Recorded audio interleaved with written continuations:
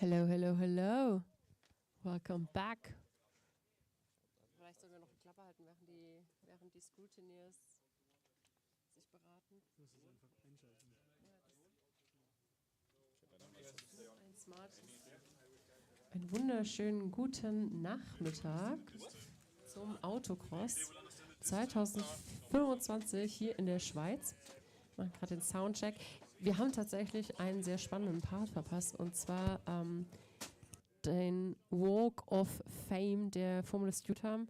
Vor allem, wenn sie so den Rennanzug, den haben sie schon zum Coursewalk getragen, so auf halber Höhe und dann so rumflaniert und so die geilsten Kerle. Und dann gab es an diesen unglaublich Social-Abenden immer dieses Ding so, haben sie dann versucht, die wenigen Frauen, die auf dem Event waren, damit zu begeistern, dass sie die Fahrer waren. Hat natürlich immer gezogen, weil Fahrer schon sehr cool sind, aber dann merkst du so, okay, ja gut, ihr habt den Job auch nur, weil ihr irgendwie wenig wiegt. Aber warst du mal Fahrer, Jon? Nein, war ich nicht. Woran hattet ihr liegen? Woran hattet ihr liegen? Skill Issue. Das kann man trainieren. Und wenn wir schon auf Deutsch machen, dann kann ich jetzt auch noch auf Schweizerdeutsch alle unsere Zuschauer willkommen heißen. Salut miteinander. Willkommen zu Formula Student Switzerland zum Autocross-Event. Wir denken, wir machen jetzt mal noch ein bisschen Schweizerdeutsch, bis das erste Rennen losgeht, bis das erste Auto da geht. Vermutlich verstehen uns, haben wir einen Livestream? Ist der Livestream? Der Livestream läuft schon. Im Livestream Na, versteht herrlich, mich dann vermutlich absolut niemand. Gibt es irgendjemanden im Livestream, der Schweizerdeutsch versteht? Wenn ihr Schweizerdeutsch versteht, schreibt doch schnell in die Kommentare rein. Like, follow und subscribe. Und zwar auf jeden Fall unseren Freund von Campus Motorsport, Tirol, nicht Hannover, da gibt es 2 verschiedene Teams, habe ich gerade gemerkt. Und ja, der Livestream läuft und wir haben aktuell einen kleinen Zeitdelay tatsächlich, merken wir. Aber ist das hier der Livestream? Ja, das ist der Livestream. Herrlich, freut mich. Noch niemand in Kommentare. Ich sehe, aktuell haben wir 55 Devices, die zugeschaltet haben. Als Tiroler versteht man die A. Sehr schön. Finde ich sehr geil.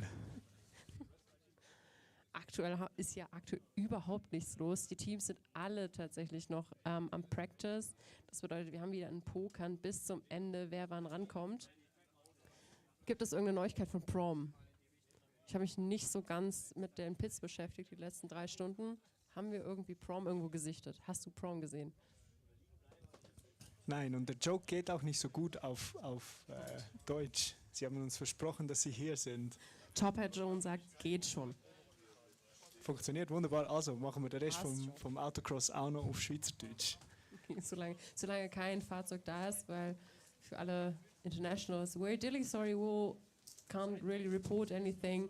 Everyone is at the practice area, so maybe come back within the next half an hour, because we will maybe do the mic check just in German or Swiss German.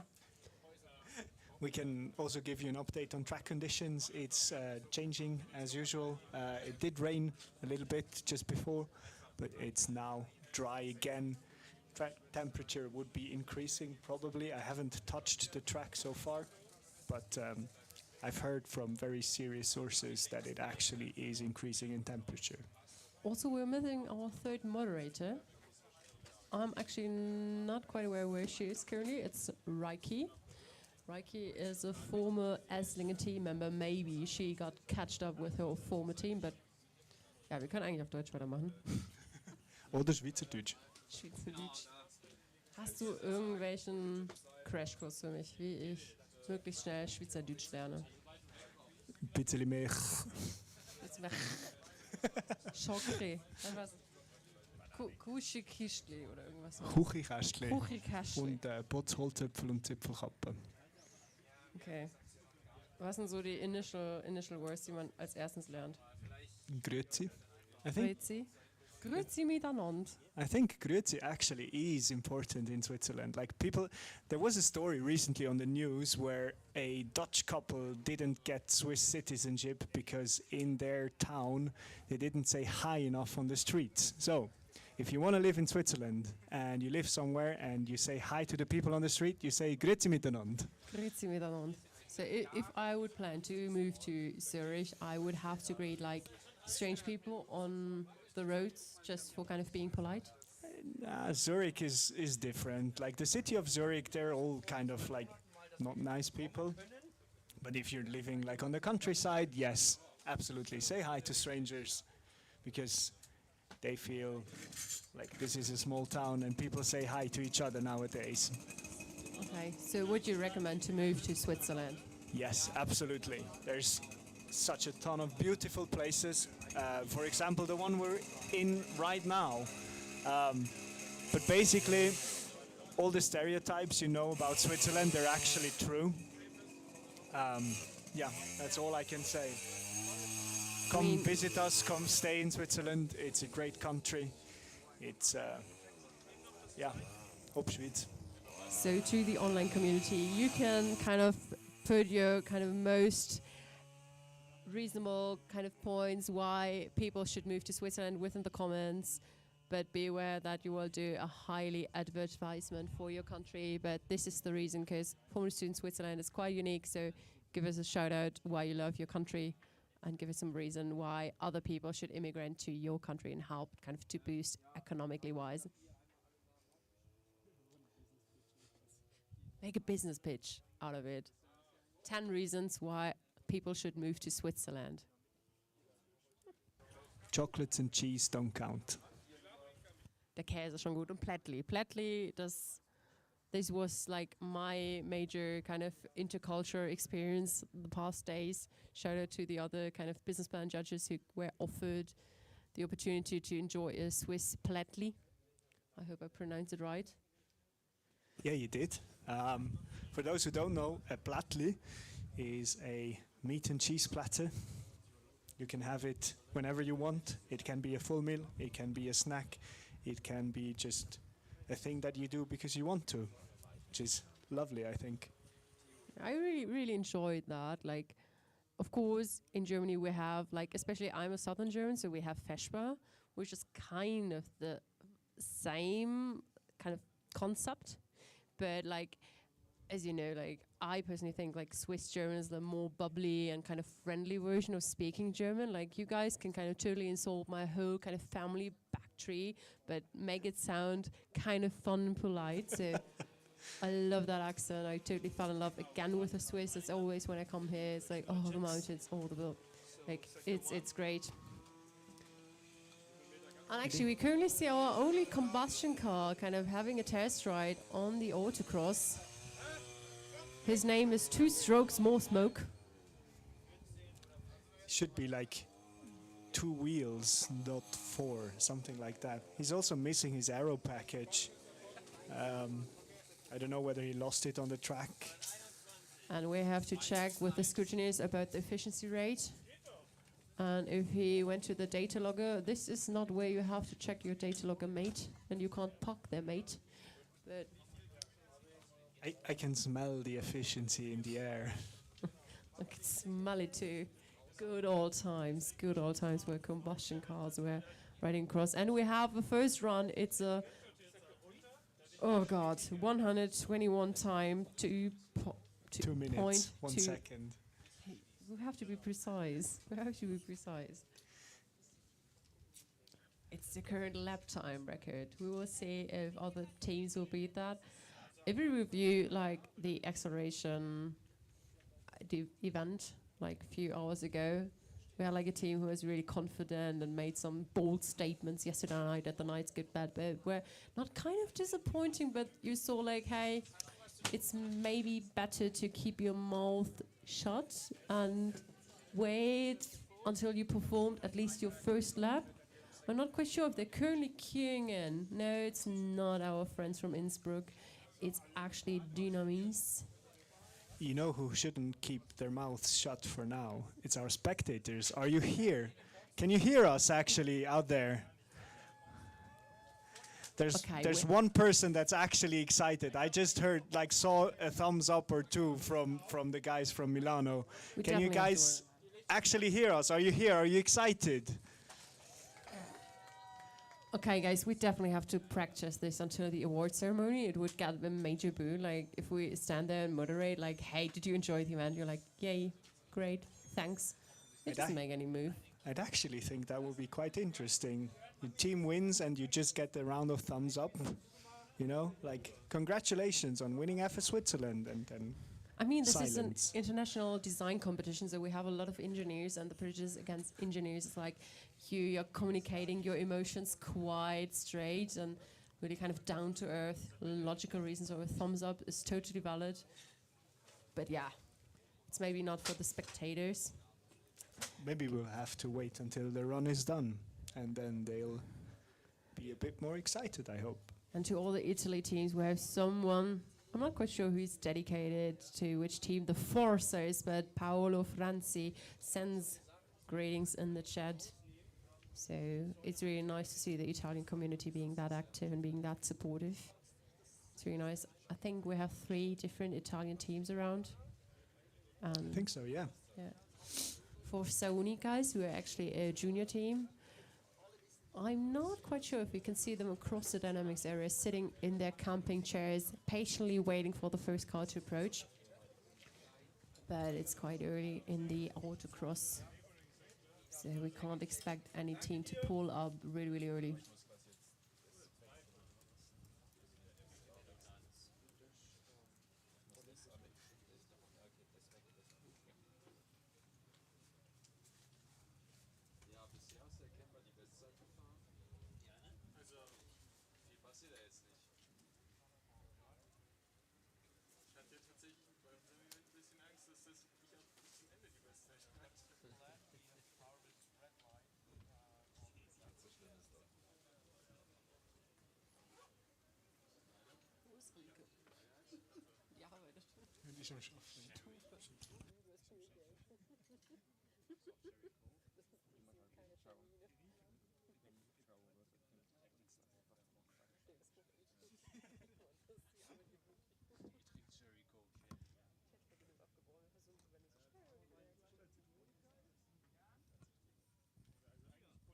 Okay, we have a greeting to Forza Dynamis PRC from Milan. So there are some people back at your hometown watching you race, but they're still queuing in.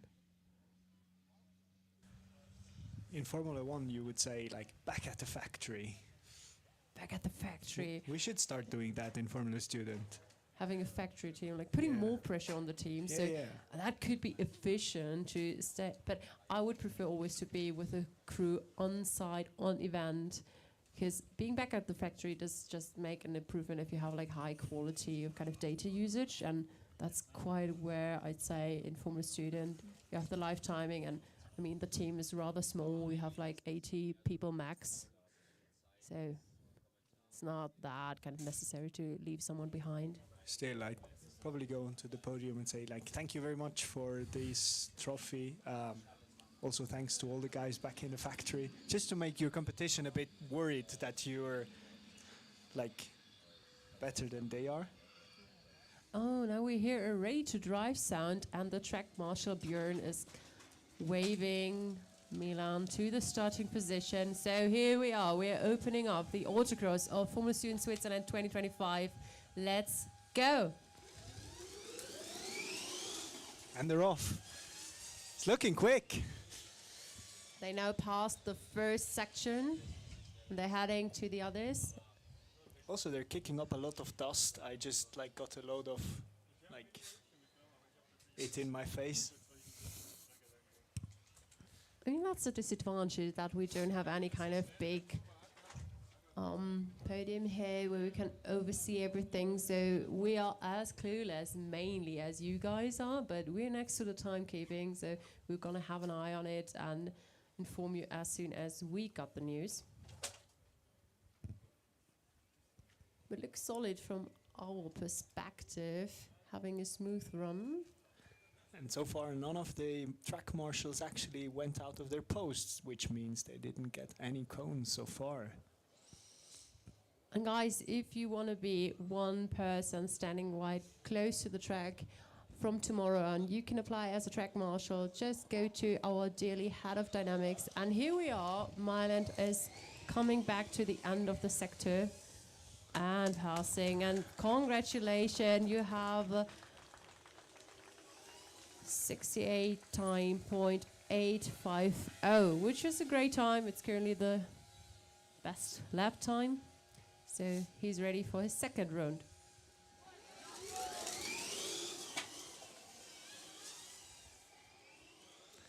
Very quick car off the line. Also looks great from behind with the Italian flag on the rear wing.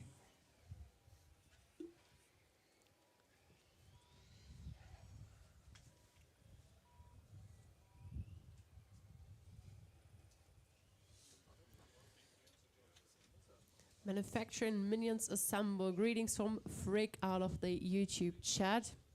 Not quite sure who do you mean with the manufacturing minions, because I think there's no yellowish small minion team here, but thanks for cheering for the teams on the track. Maybe the manufacturer minions are the ones at the factory back home.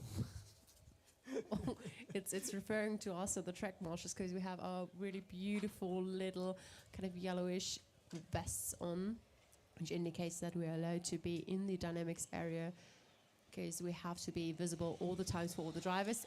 And here they come. Unfortunately there were two cones at the final, and there's the checkered flag for Milano. Their first round, or their first 2 rounds with their first driver. Congratulations. It actually improved in the second run. Maybe that was because they cut one of the corners just ever so slightly. Yeah, but unfortunately the cones will be added after their time, so we have to wait and see what the other teams will bring to the table. And greetings from Norbert Jacob. Let's go AU Dolphins. They're currently at the practice area, so they're quite focusing on kind of doing some final checkups and setup changes. But we will tell them when they approach that there are some fans out there watching the live stream.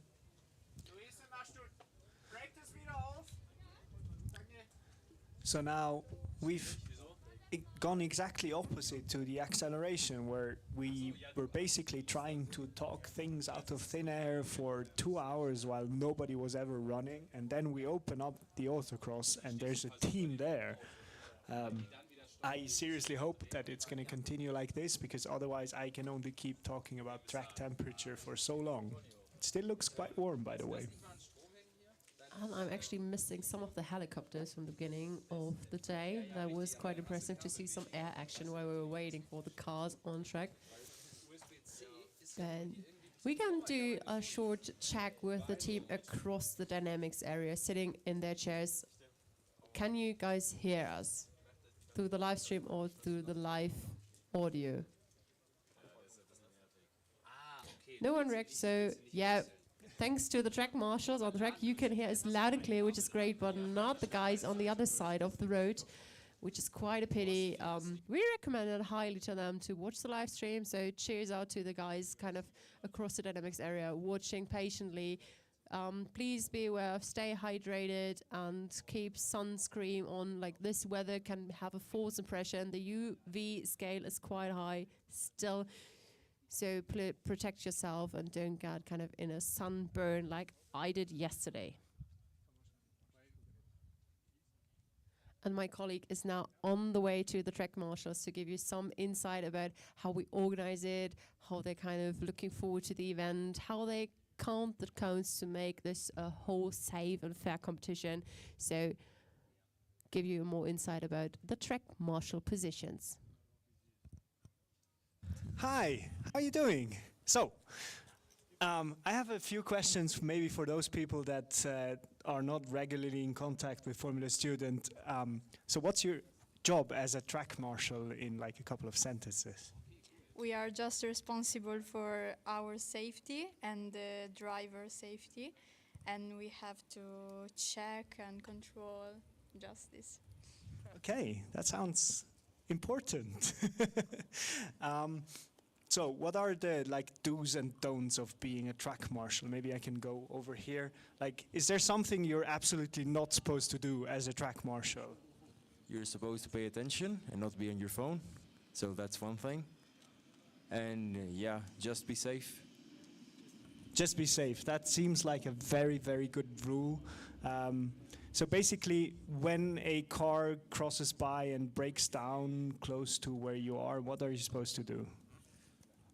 So first of all, you see if there is a fire. So maybe you need to act quickly there.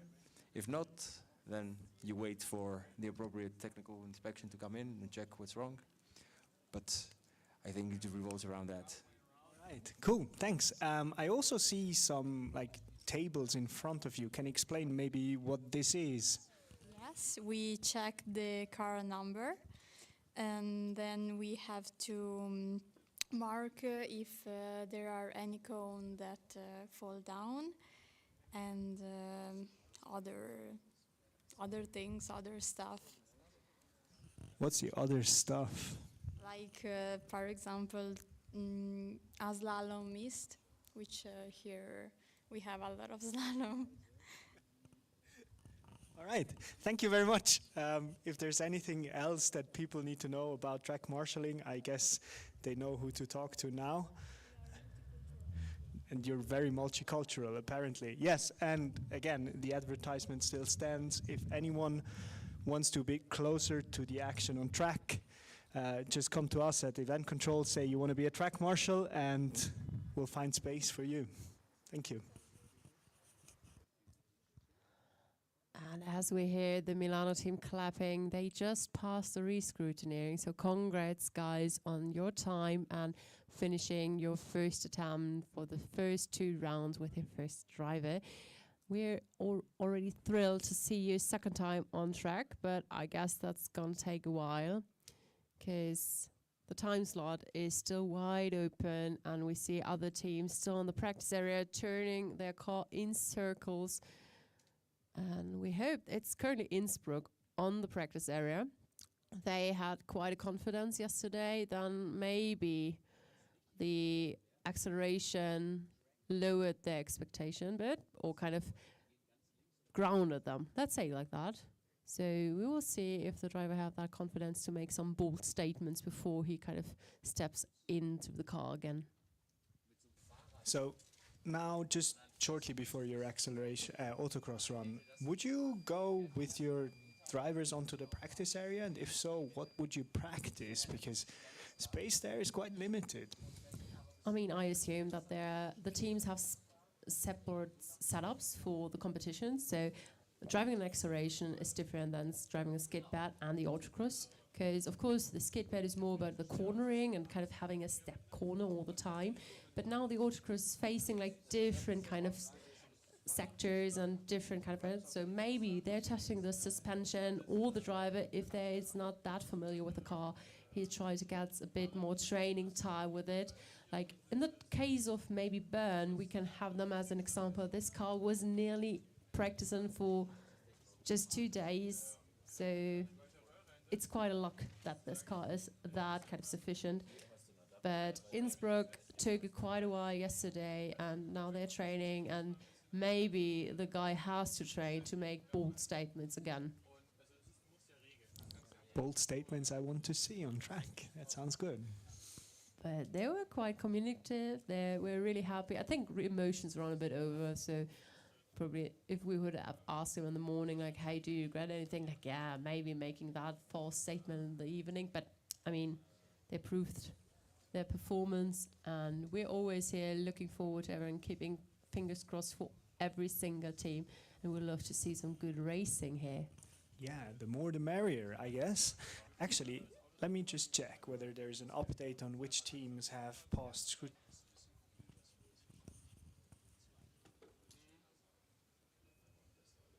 So, in theory, we could have 7 teams running the autocross right now. We have Prom Racing, maybe there's a promise there for them to be running autocross.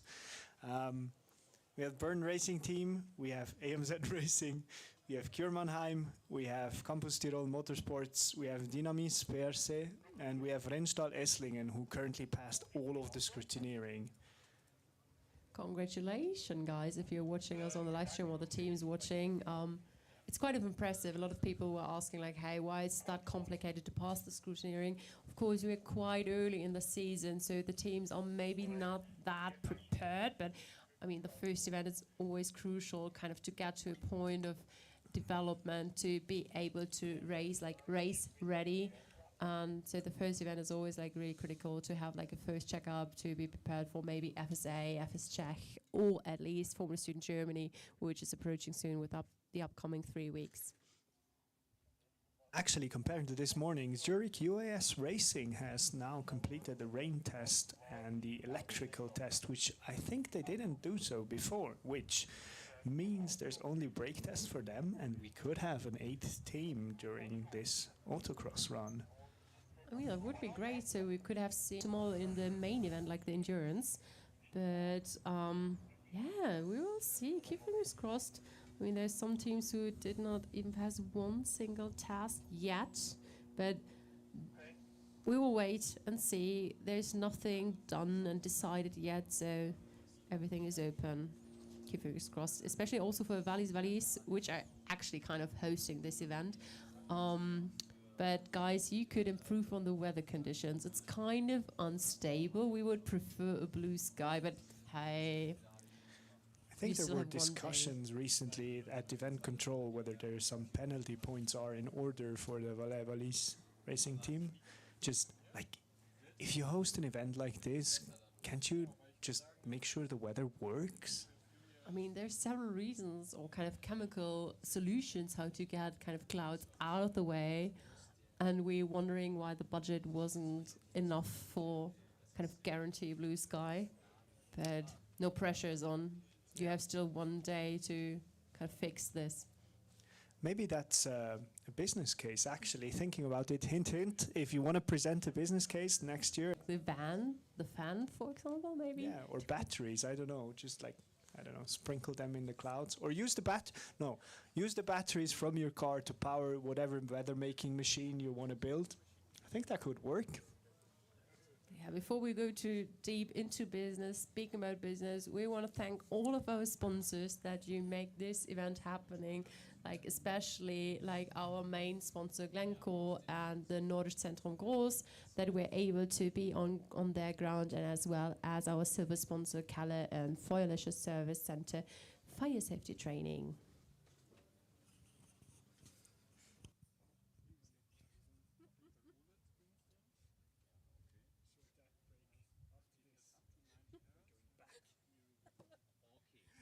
And we have Hello there back in the chat, posting some laughing emojis.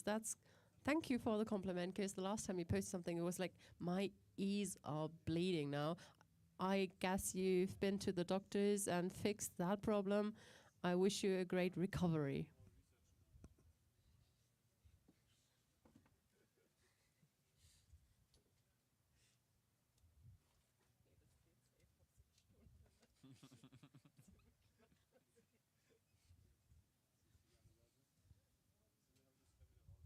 You know, it's actually good that we're at least getting some reactions on the chat, because there's actually more happening in chat in the live stream than there is on track right now.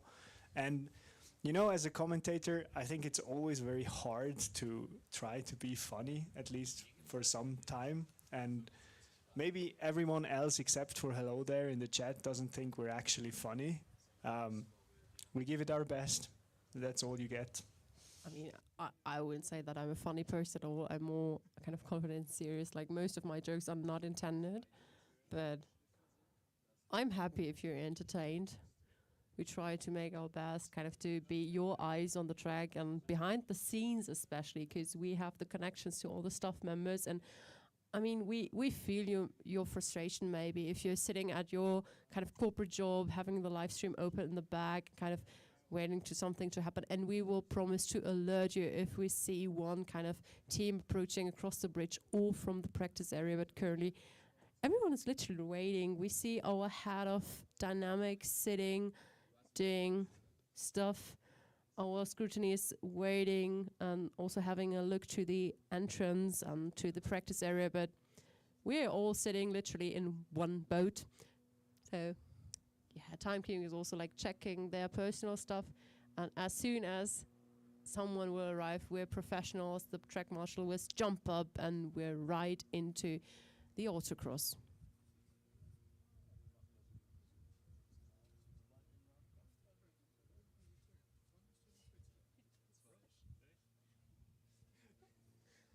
Okay, first exclusion in the chat from Julia. No, you guys are funny. Thank you. It's not intended. And hello there is, I didn't say I find you guys aren't funny. Okay. Back, maybe you're still at the doctor's. It's okay.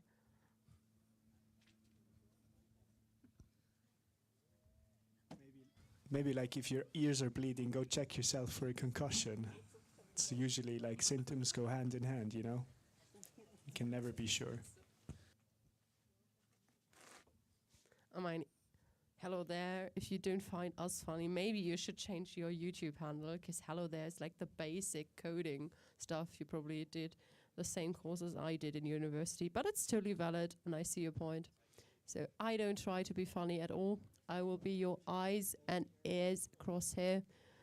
At this point, we want to thank to our campus, Tyrol Motorsports, hosting this stream, hosting this event. Please check out their socials, follow them on every social channel you will track down. It's a pleasure having you guys here, hosting this stream and making it possible that this will remain in the internet for the next decades.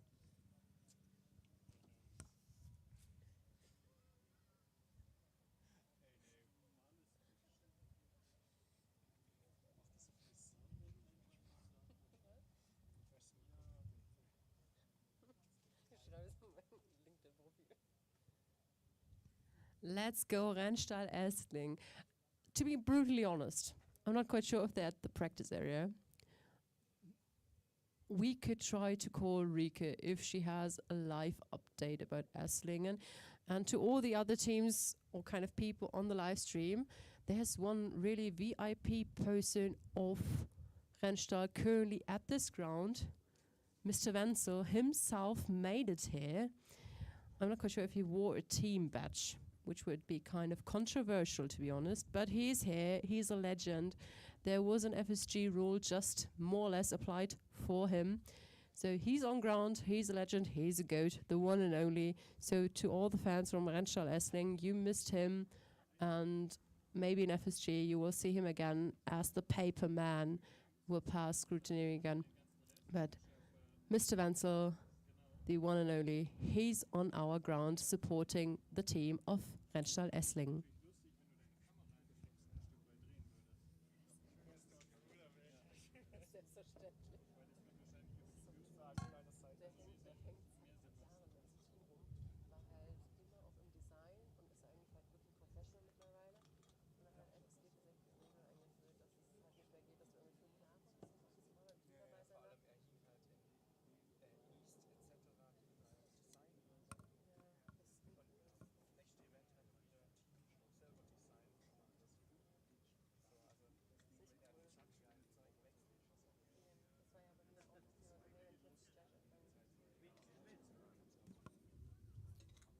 There's movement in the paddock, guys. We see AMZ heading to our dynamics area. Guys. Track marshals, please turn up. We have a team approaching.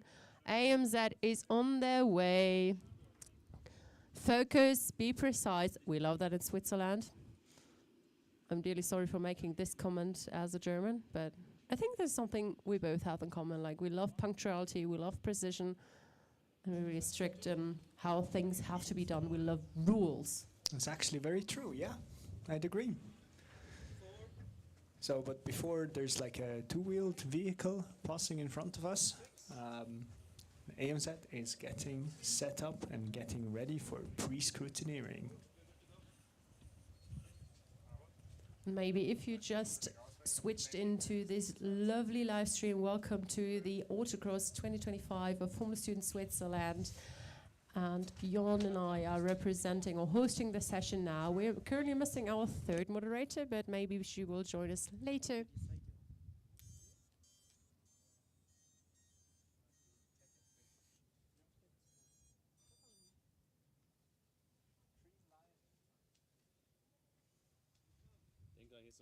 And Jon, as a former AMZ member, he's always like, I can tell you, his kind of eyes always kind of glow a bit, kind of sparkle when he see his team. But of course, we're neutral. We cheer for every team. We keep fingers crossed equally. But I mean, you guys will understand that in a few years, that it's always really nice to see your former team race and kind of continue the series you left. It's especially nice if they do well, which they have yet to prove. But I guess I can speak for all of the alumni. We have high hopes for you guys. Let's see you guys prove it. Maybe you can share in the chat if there are some AMZ alumni around watching this live stream, wishing them luck so we can tell them before they start. The track marshals are ready. Our head of dynamics, Björn, also he is patiently waiting with the green flag and looking at the scrutineers. We will let you know as soon as we hear the ready to drive sound.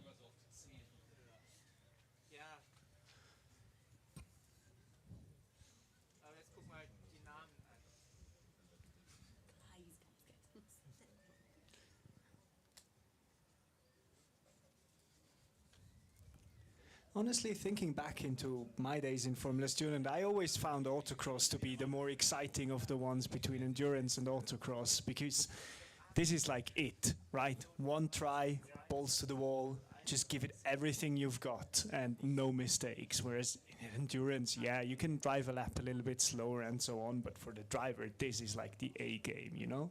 I mean, yeah, it's basically the qualifying of Formula Student. So like the people who know, they know, so it's critical to be here. It's so nice to see also the team, kind of the core team supporting their driver. We get that not every event is as equally interesting as this, but personally I also enjoy the autocross because the people try to push to the limit and then retire the car for the night and work on it and then pull up on the next day and blow everyone away. Yeah, hopefully there's not too much work going on after autocross before endurance. Like, let's hope everything stays where it's supposed to be. I mean, we also keep fingers crossed that there is no cone, no damage, and also like that the drivers keep an eye on the track marshals because they are kind of supporting everyone. They try to kind of be in the middle of the track, so far away from any critical point. And we see the ready, or hear the ready to drive sound. Björn is waving in the hand and guiding AMZ to the starting line.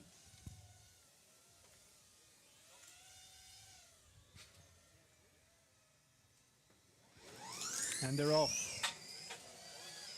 Car number 33 on track, passing the first sector and is out of our sign, but maybe the drone will catch it up. Cheers to the guys from Campus Tirol Motorsports from that.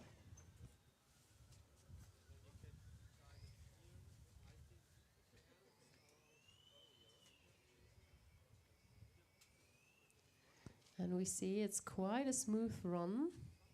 Car's just going around the halfway point now, and he's on his way back to us.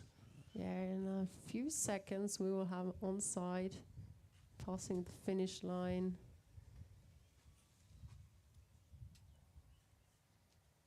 We can only see like the same picture on the live stream as you guys do, so we have to rely on our colleagues on the track marshals if some cones happen, but this looks quite smooth and quite fast. I jinxed it. I'm dearly sorry, guys. But it's back on track, focusing and past their first round. So give a warm round of applause for our first driver. First round for AMZ, car number 33. That was 70.335 seconds. With that little excursion towards the end, I think it's looking not too shabby.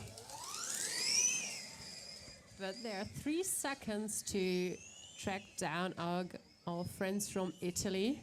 So let's wait and see how their results will turn up. Also, like, keep in mind that Milan had some cones, at least 2 we saw on the end of the final sector. So nothing is decided or confirmed yet about the standing for tomorrow's endurance.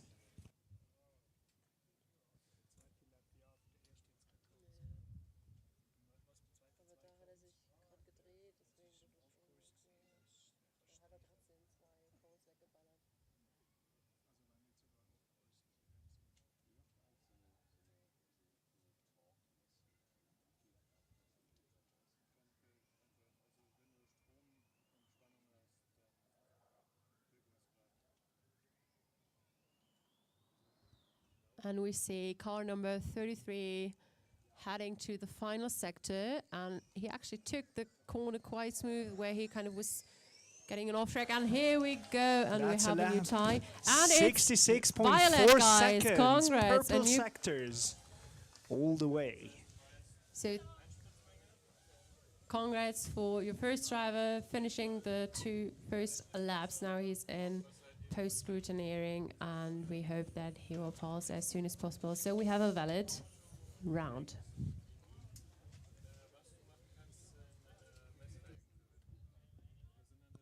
At this point, also welcome to all the visitors who are maybe just kind of local people coming around watching the annual kind of formal student event. It's really nice to see non-teams also like interested in our competition. If you have any question about what is going on, please don't hesitate to reach out to an official, to a staff person, or to even the members, because they love to talk about what they did the past year, and they're thrilled to tell you the insights and make a bit of advertisement, especially for the younger kind of visitors we see around. They could be potential former student members in the upcoming 10 years. Yeah, future motorsports engineers are always welcome, even though everyone else is just as well. Best, by the way, pro tip for you guys that are not really in Formula Student, if you want to talk to the teams, come see us at Event Control, get yourself a visitor badge and go to the pits. They are open to you if you have a visitor badge. Just pick whatever team colors you'd like the most and start talking to them. And I guarantee you will probably not leave the pits until 2 hours later.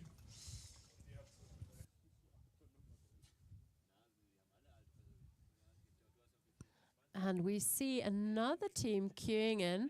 From my perspective, this looks actually like our Rennstall Esslingen, if I got it correct. Yeah, I think you're right. Getting ready, pre-scrutineering as always.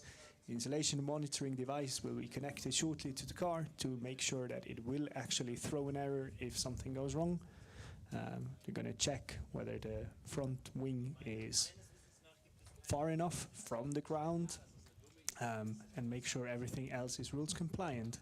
If you see the track marshals going around the car, they always grab each tire and shake it a little bit. That's actually to make sure that the tire is connected to the rim properly, and that the rim and everything inside the wheel is also properly attached to the car.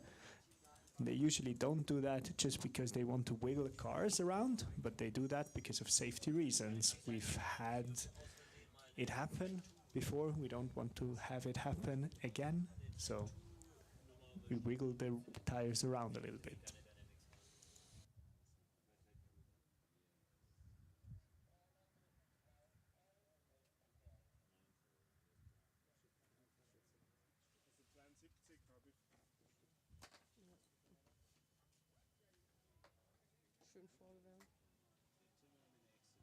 And here we go. Our track marshal is kind of waving them to the starting point and asking to stop.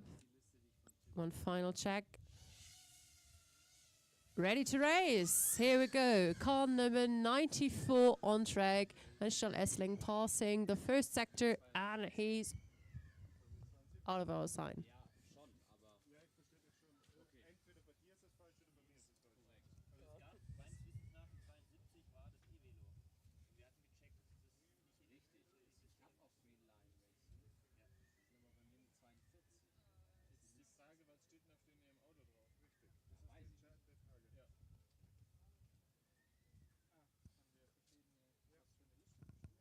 And we have another person cheering in the chat. Go to Renault Studios, go. It's quite impressive to see these guys like flying the throne, simultaneously following the car. I mean, I've never flew drone, so I find it's quite hard to follow the car because we barely can see. Now it's coming back on the horizon. Looks quite fast, quite smooth. So I'm thrilled to see the time. Now they're back in our sector. Only a few corners left to pass the checkered flag. Ready to attempt the second run, and here we go. And it's a 68.161. Of all the first runs, this was actually the fastest one. So Is there something in it for Esslingen this time around? If you think so, can you cheer for a little bit for your second run?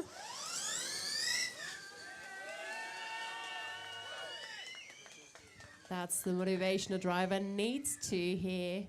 And we'll see if he will get the needed 2 seconds to beat the current kind of fastest time from AMZ Zurich.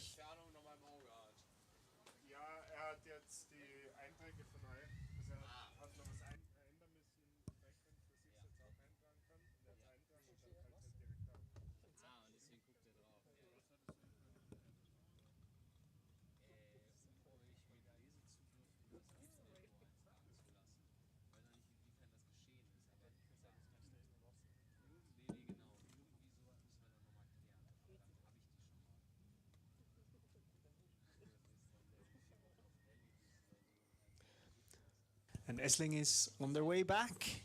It looks good so far. It looks quick. The car looks quick. It looks stable on the track. There's no wheel spin. Ooh, and the tricky corner at the end, they did well, and they crossed the finish line. And Jörn is waving the checkered flag. Please be aware to kind of boost up until you kind of cross the... And it's a 66.155. Congrats, guys! Congrats! That's You purple. beat it. Congratulations.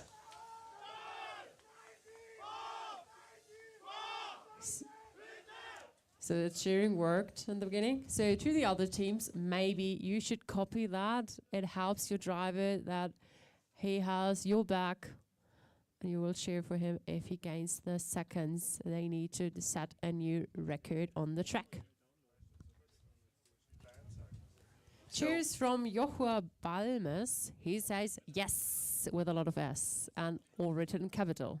I will not scream that across. So thank you, Joshua, for tuning in.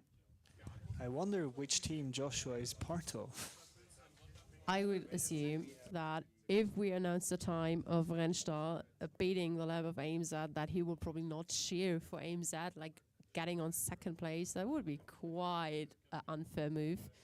Or it's a former team captain who wants to kind of prove that their generation was the best overall. We all have heard this from alumni, like back in my days, everything was better than now. But It's actually likely, yeah. It's likely. We always tend to forget our kind of mistakes and all kind of thing we did in the past. But I mean, if you're not part of the founding team, you always have a better generation for you who can tell like, oh, back in our days, we did not make this mistake. But that's part of the journey. And I mean, next year, most of the people at this event ground will be alumni, which will be nice. Yeah, so there's currently no cars in queue. Teams, if you can hear us, if you're debating whether you should go on track, yes. I think the asphalt temperature is going to stay constant or drop now. And also, it would really be appreciated by us, the commentators, because if there's no cars on track, we at some point will run out of things to talk about. I doubt that. We both will have topics to talk about. But of course, the information and like the benefit you will get from our commentators will decrease if you will not give us any information or something to talk about. So now Joshua Balmes makes a precise move to say like he's cheering for car 94, which is Essling. They're currently in the re-scrutineering, so we're waiting, and the team is also like standing right at the exit, so we'll probably hear them cheer when they will pass it. We don't assume any surprises, but the chances are never zero, so let's keep the fingers crossed until they officially passed. So as it stands right now, we have Rennstall Esslingen with the fastest lap of today's Autocross with 66.155 seconds. They're 0.3 seconds ahead of Zurich AMZ Racing with 66.457 seconds. And then in third place, we have Milano for now. But second laps are still to come. I assume that the drivers right now have had a little GoPro strapped to their car somewhere, and they're going to go over the lap with the second driver as crucially and as painstakingly as possible to alert them to whatever tricky bits and corners our race control team has come up with. Which actually brings me to a question, Ron. Have you ever been sitting and racing one of your cars back in your days, like as an alumni special or whatever? Have you had the chance to drive one of your cars? I have. It's been the most fun thing I've ever driven in my life. Funny enough, like when people ask what is a Formula Student car, you tend to say, oh, it's these electric race cars that can go from 0 to 100 really quickly, right? You usually show them the video of AMZ, even maybe if you're not an AMZ alumni. But wasn't there a team who beat that record recently? The 0.9? No. Sure? Yeah. That was kind of confident. I will research that later, because I can remember that there was a team like beating the world record, but maybe you did a second attempt. There's a new one. You got a new one. Yeah. When did that happen? So it went down, and now people are going to shit on me on the internet because I don't remember all the exact times. But exactly. So the record used to be 1.513 seconds. Then it got pushed down to 1.4 seconds by some German team. And then it got lowered by AMZ again to 0.93 seconds, so, or 95 seconds. I might be wrong on that. Yeah. But coming back to this story, actually, so you tell people that Formula Student cars, they go really fast from 0 to 100, but the thing that's the most impressive when you actually sit in one of them is how quickly it goes around corners. That's the most amazing thing. Like, you can do circles in that car at speeds you don't think are usually possible, and I think that's really, really amazing, and a testament to what these young guys are capable of doing with their cars. Yeah, I can only imagine how people or kind of tough established engineers back in, for example, the Tesla factory are kind of being curious how the Formula Student team of AMZ back at the time did that, because like if you compare that, of course, like a road car is really hard to compare to a Formula Student car, but the record is a fact, it's stats, and we love facts and stats, so we'll see if another team within the future will be able to beat that record. But I wasn't even aware that AMZ did the second attempt, but I'm really happy to be corrected and be proven wrong. That's why we are looking to the practice area again. We see Innsbruck again, still training. Like in my industry, sometimes they say, like, hey, if you need to train, you're kind of backstabbing your colleagues. But this is a competition. On track, we're not colleagues, we're competitors. Off track, of course, everyone supports each other. It's so nice to see all the teams kind of being interested, especially the team members across the dynamics area.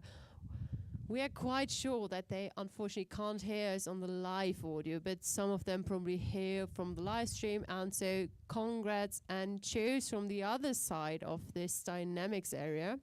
It's really nice to see that they're all kind of coming, putting off their camping chairs and make themselves a home, especially the teams, the junior teams who did not come here with a car, and they're so curious, and this is what Formula Student Switzerland is about, kind of to learn, to push themselves and to build up a way and or kind of a sandbox to learn from each other. Also, I hear a little bit of rain on the top of our tent. Spectators, is it actually raining, or am I just mishearing things? I see some nodding heads, I see some shaking hands. Our head of dynamic, Aaron, is nodding, so he's one of the guys who makes the rule for the dynamics area. I can't see the other head of dynamics. Oh, he is standing right behind me. Hello, Björn. And if you see some of the ducklings across the event side, that's his duckling, so if you find one, bring him back. He's not able to mess with his lovely yellow hat. He's looking for his ducklings, literally. And we see that Rennstall Essling passed and is now pulling back to the practice area. Maybe they will review their data and their checkup to improve the... I just wanted to say, there's something coming. Someone we were looking for. One of the drivers with a really good relationship to being on the microphone. But we promise not to distract them before they run. Hallo Luca, ich bin's, dein Azubi. Hello Luca. I'm not quite sure who Luca is, who you're greeting to, dear Tantin, but we said it on the microphone, so if there's a Luca around, your Azubi is kind of greeting you. And Mert FBS is kind of asking, war CMT schon? No, they're actually queuing in right in the moment. They are standing in front of the pre-scrutineering, so they're queuing in. Currently, there have been only 3 teams on the track. It was Milano, ETH Zurich, and Hochschule Essling. Next one are our friends from Innsbruck.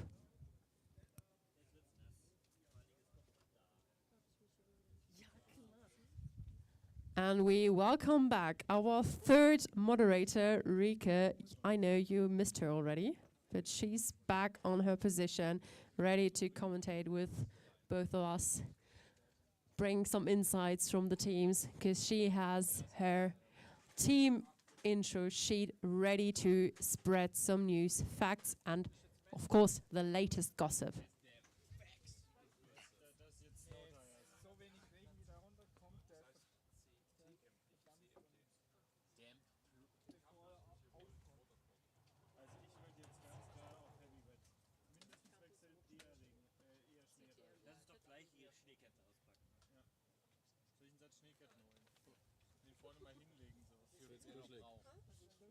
Darf ich dir das kurz reichen und du tust das in die Kiste? Dankeschön. Ja, habe ich getrunken.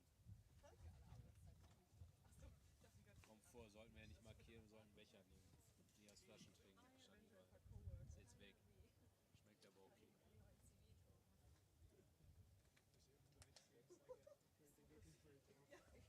okay.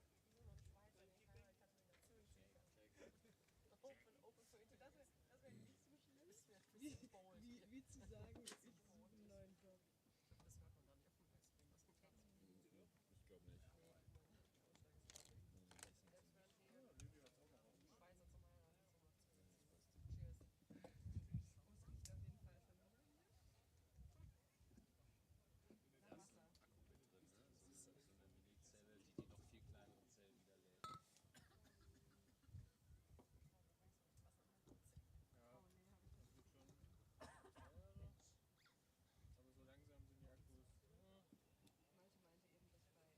Die haben halt große Zyklen in den Oberdingern, ne, weil hier nicht viel drin ist. Ja, die sind auch völlig unreparierbar. Das ist auch echt Elektroschrott.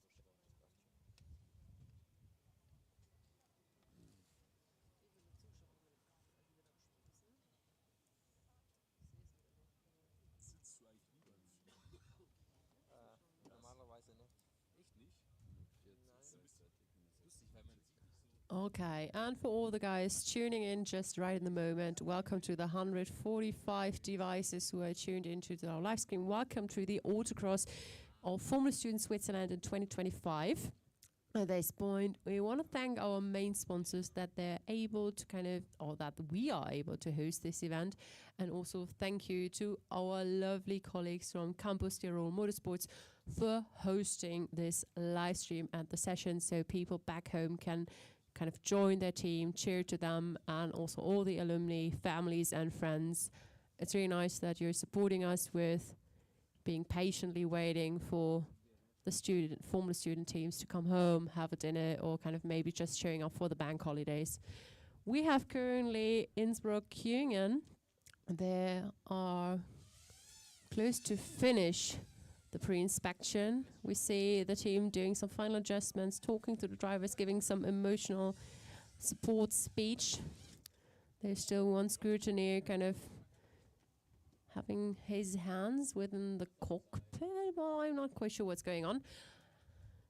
But Björn, our head of dynamics, is already patiently waiting with the green flag, smiling bright, looking forward to kind of get them on the track. That's the spirit. And also we see all the track marshals, they're ready for the car. And we hear the ready to drive sound, which means they are cruising to the starting line. So welcome back on track, our friends from the Uni Innsbruck, car number 77 for the first lap of the first driver. And they're off.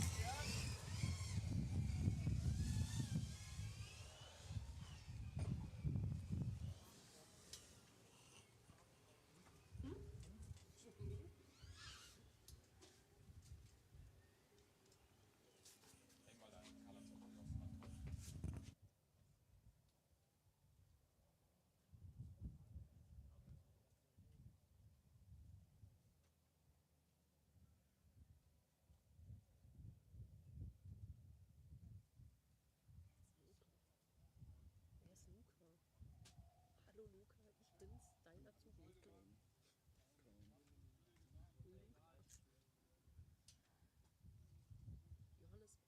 Johannes Bauer is cheering, "Gib ihm." I'm not quite sure if the driver can hear me, but he's probably "Gib ihm." So I think he's really giving it. Looking at, ooh, you can hear the tires screeching in the corners. That means the car is very much on the limit. yeah, and I saw minimum one cone, but they've done with their first round. Yeah. Let's see, it's a 69.856 seconds. Currently 3 seconds or 3.7 seconds slower than the Rennstall Esslingen. But something nevertheless, is off. Something yeah. is off. The TSRO switched to green, the car standing, and the marshals or the scrutineers are asking for the push bar. Push bar, guys. No need for running, but oh, that's going to be interesting. What happened and wann hattet ihr liegen? Cheers to the commentary. Johannes Bauer, you're highly welcome. We love that we have an audience. Welcome to our live stream of the Autocross or Formula Student Switzerland 2025.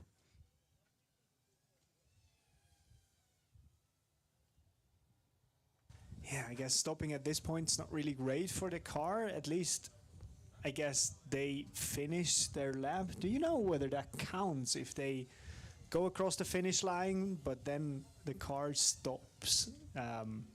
Whether it, I see some nodding heads. The lap time should still stand. But it's not our decision to make, and also they have to pass no matter the post scrutineering.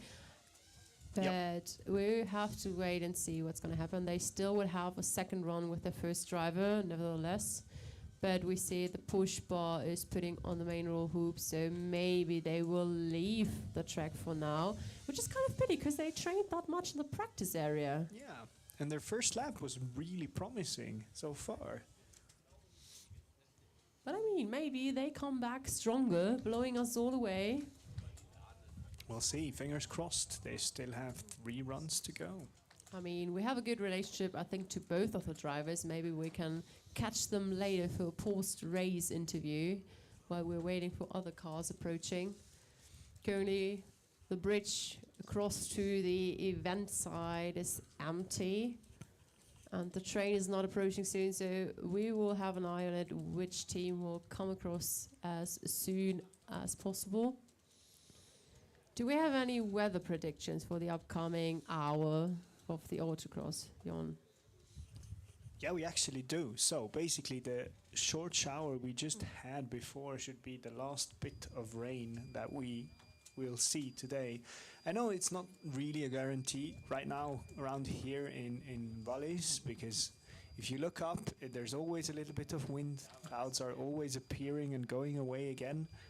Usually Swiss weather forecasts are actually really good. So, weather forecast right now predicts no more rain until the end of this session, and the temperature is going to be more or less stable. It's going to go from 18.5 degrees C down to 16.5 degrees C ambient temperature until the end of this session. Okay, thank you for this lovely weather forecast. And we have another question within the commentary. Wird der Cheese Award auch gestreamt? It's a German question about like the Cheese Award and if there will be a live streaming of it. For the people who have never been to Formula Student Switzerland, this is quite unique, and this is the specialty of Formula Student Switzerland, the Cheese Award. Jon, as the head of business plan, can you Yes. explain us what the Cheese Award is about? I can. It is about the, I don't know, second, third most important thing in Switzerland, cheese. But since we Swiss are such hospitable people, we are always happy to try other things, even though, like, we know that our cheese, honestly, is probably the best in the world. We're ready to be proven wrong, which is exactly what the Cheese Award is about. So we ask every team that comes to Formula Student Switzerland to bring a piece of cheese from their home country to us. And obviously there's not a Formula Student event that happens and not a competition that happens without some sort of judging. And this is what the Cheese Award is about. You bring us your cheese, you explain why it is supposedly the best in the world, and we decide whether it actually is or not. I mean, I haven't been here last year, unfortunately, but do you know by hand who was the winner last year? As you're telling, like, it's a specialty in Swiss, I would expect a Swiss team to bring this trophy back home, or have there been any kind of surprising acts out of kind of immigrant teams? Immigrant teams. I'll have to check. I'll be back with that information shortly. So we see a new comment of Jonas. Kann die Drohne auch mal gerade fliegen? It's a question about if the drone, which is flying, can maybe have a straight fly. Please, guys, be aware that this is like a live stream made by us for you, and we get this feedback, so we appreciate your feedback, and they will do the best they can do. But please appreciate also the effort they put in. This is not kind of a programmed drone, so someone is having a goggles on and tries their best to hunt the car down as smooth as possible. So thank you for the comment, and we will do our best. It's not kind of incident to make you sick while watching the live stream, but also like a second comment that the dinner came back. Like, I'm not quite sure at which area on the globe you are that you're already eating dinner at 4 p.m., but obviously you're probably not Italian, because something in kind of intercultural kind of experience you have here is that the Italian teams eat dinner quite late in the afternoon, and they have amazing food. Guys who haven't been here the whole week, if you walk across the campsite on the social side, you always can smell the good pasta smell coming out of the Italian tents. We love it. So we do appreciate the nationalities coming here together, sharing their stuff. And now we also see a lot of more teams approaching on the other side of the dynamics area, making themselves a home and sharing, while nothing is actually happening on track.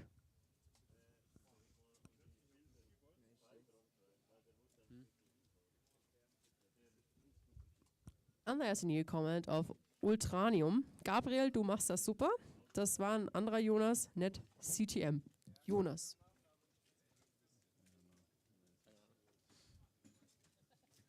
Thanks for the comment. Steht vor dir.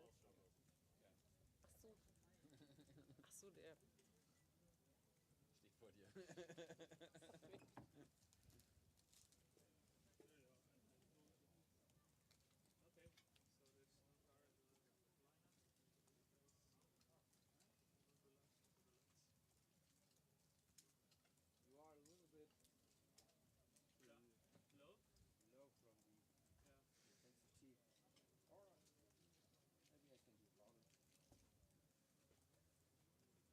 Vielleicht Musik anmachen. Das ist halt wegen dem Livestream wieder blöd, oder? So what happened? They just There was lost, yes.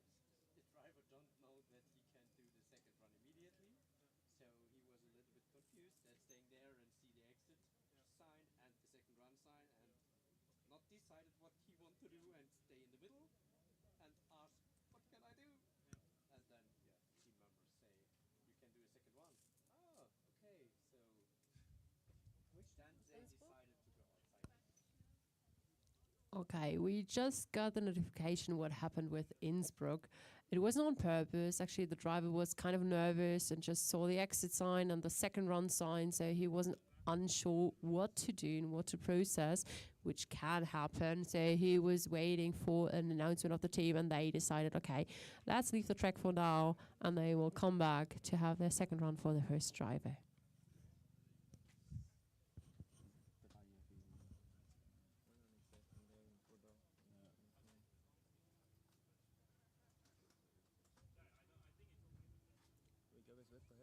Ja.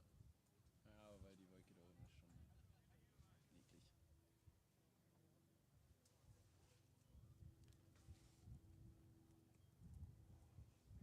Dann kommen die ganze Nasenkiefern rein. Ja.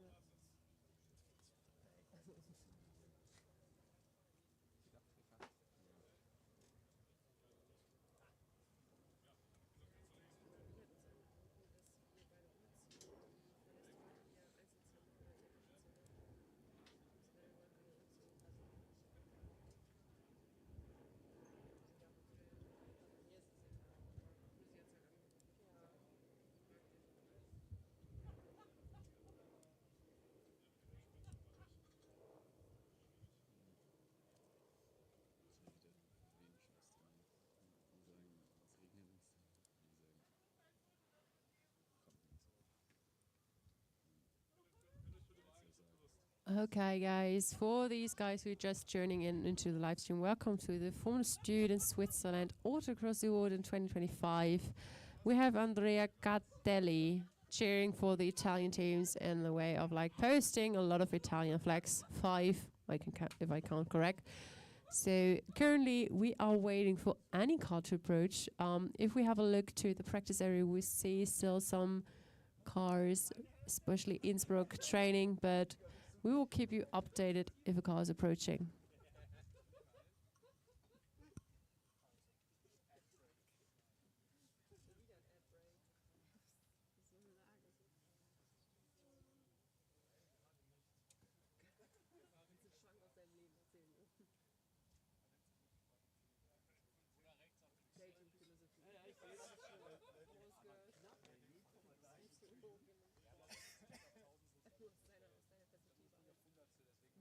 Wieder ein Ad-Break. Was soll man sagen? Kannst du Schwank aus deinem Leben erzählen, ne? Dating-Philosophie. Ja, ich sehe das schon. Groß gehört.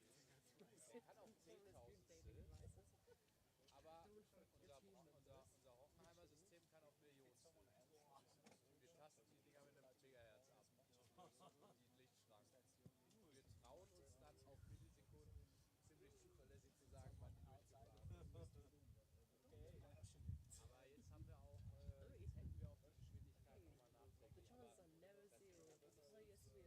This is like yesterday here on the ground, but just 10 girls. 40, 47, 470 guys competing with each other. It's literally not only on track but also off track competition on the social area.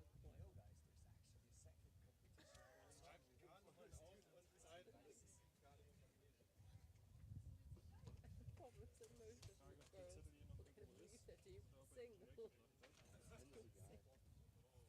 For a reason.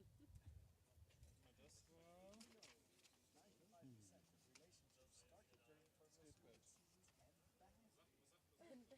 break up within the upcoming 2 weeks of exiting the Es team. gibt alles Because digital. if you realize what your fault is, still just into cars. Ich meine, das ist ja, die Zeiten sind online. Genau, unpenalty. Badly is approaching. Ob das klare Sache ist.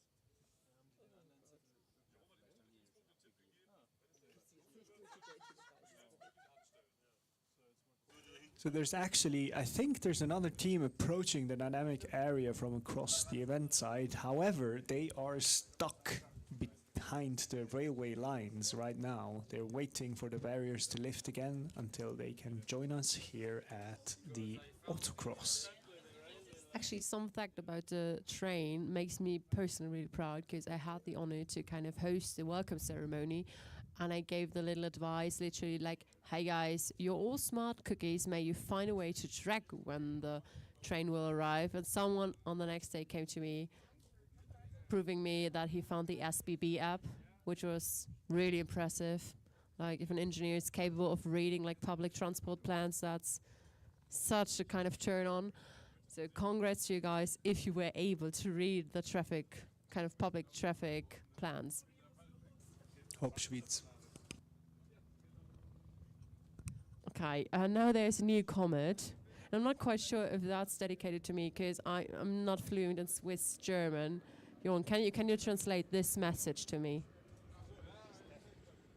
This is definitely not Swiss German, but I'm honored. Is this from the Netherlands or Luxembourg? Alles Piet weiß hinne wei et kriet. Pitt's a driver name. Pitt is the driver name? Yes, Pitt is the driver of Campus Tirol Motorsport. It's Pitt Valentin. There's an accent on the E. Is that a thing in like other German-ish languages? Germanish languages, you mean like, apart from Hanover, there's just a lot of German-ish languages. Like, I'm personally from the south, and people in the northern spot that, even if people from the south would say like, oh, you're quite in high German, but I'm not, and I'm dearly sorry. And I'm kind of proud of the south, because that's why maybe the reason I find the Swiss German kind of pleasing and not kind of irritating. But something I was able to spot during the past days, that some of the Swiss colleagues always try to switch into a high German accent and giving themselves a hard time to communicate with me. And I do appreciate the offer, but I get you guys. Like, it's not that hard to understand you. It is. It actually makes you the exception, I'd say. Usually, like, you start speaking towards someone in Swiss German and they look at you very puzzled, and then you go like, tut mir leid, ich muss dann mit Ihnen Hochdeutsch sprechen. But that's really kind of frustrating if you switch to communicate with me into another language. That I try to not find that insulting, but like, you don't have to give me or yourself a hard time. And now You do your very best, like Swiss German mit Grüezi. Kann ich Ihnen erklären, wo die Dynamic Area ist? The dynamics area, I know where that is. I'm currently sitting on it, like right next to the timekeeping, and on the right hand side with the scrutineers. And we just saw a helicopter getting into air. It's beautiful, aesthetically. I'm looking forward to someone later tonight on the social area to explain to me the basic physics of how a helicopter works. Actually, I think Innsbruck is getting ready for their next run. Are they? I currently can't see them because Aaron, our head of dynamics, is standing right in front of my view of the entrance. But now, as he's waiting, I can see the car number 77. But they look a bit of, like, not sure if they will approach. It looks like they haven't quite decided yet on whether they actually want to do a second run just now or whether they want to wait until the sun peeks out a little bit more, which it actually is just about now. Like warming up the track for 0.5 degrees, maybe. But everyone else is nearly ready. I can see all the track marshals standing, and I see our head of dynamics, Björn. He is right in front of the starting line with his lovely yellowish duckling hat. Helicopter, helicopter, parkopter, parkopter. Okay, Frick, thank you for this lovely comment. BRT is also on the way, according to Mel R17 with a flam emoji. And actually, you're right, there's a car approaching. But my eyes are too bad to see. It's burn again. Whoop, whoop. Guys, if there are some fans from Bern in the chat, or someone who can tell me if your hoodie is available for sale, like, I honestly haven't seen as cool designs as yours yet. So I would be a potential customer for if you want to commercialize your hoodie. I love the pink and I love the teal. It's great design. I'm also a huge fan of your sticker, so send me a link to your homepage where I can buy this hoodie, and I'm in. I actually think you should get it for free. No, I will pay. Like, there is a former student team. We can mention so have one hoodie. Yes, not a potential customer. I'm a kind of. I would write a letter of intent to you guys if you do a mass production of it. It looks fluffy. It looks comfy. And actually, when I left former student, like after 3 years, I brought back a big kind of moving box with all my former merch to bring to my old team, kind of to give it back, to help others kind of to dress up. But I still have one pullover left in my closet. It's from Motorsport, who aren't here. And now we see Innsbruck. They're turning back because they unfortunately got to the wrong entrance. That can happen, guys. It's totally fine. Take your time. And now you see they're removing the tire protection, so they're ready to come on track. And we have the fan club, Campos Tirol Motorsport, speaking, go, go, go. I hope the driver can hear that and finds the final motivation for his second run. We actually have a fan club for this team, which is quite unique, I'd say. Let's see whether the power of the fans takes them to the finish line and to a new best time. So to all the track marshals on the track, if you can hear me and if you haven't raised your legs now, please stand up, be ready. A car is approaching. They're in pre-scrutineering, checking the final stuff, and we will keep an updated now. The TSL switched to the flashing red, which is a really good sign. And the scrutineers are having their eyes on the car.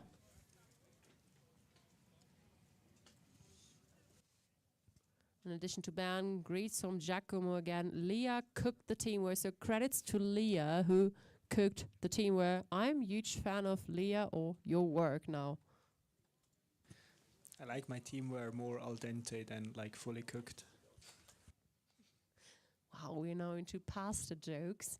I mean, that's a new level. Instead of like making jokes with prom, like they promised us to come here. I see that there is a team approaching. It looks white reddish. Maybe this is our promised team, but we will see.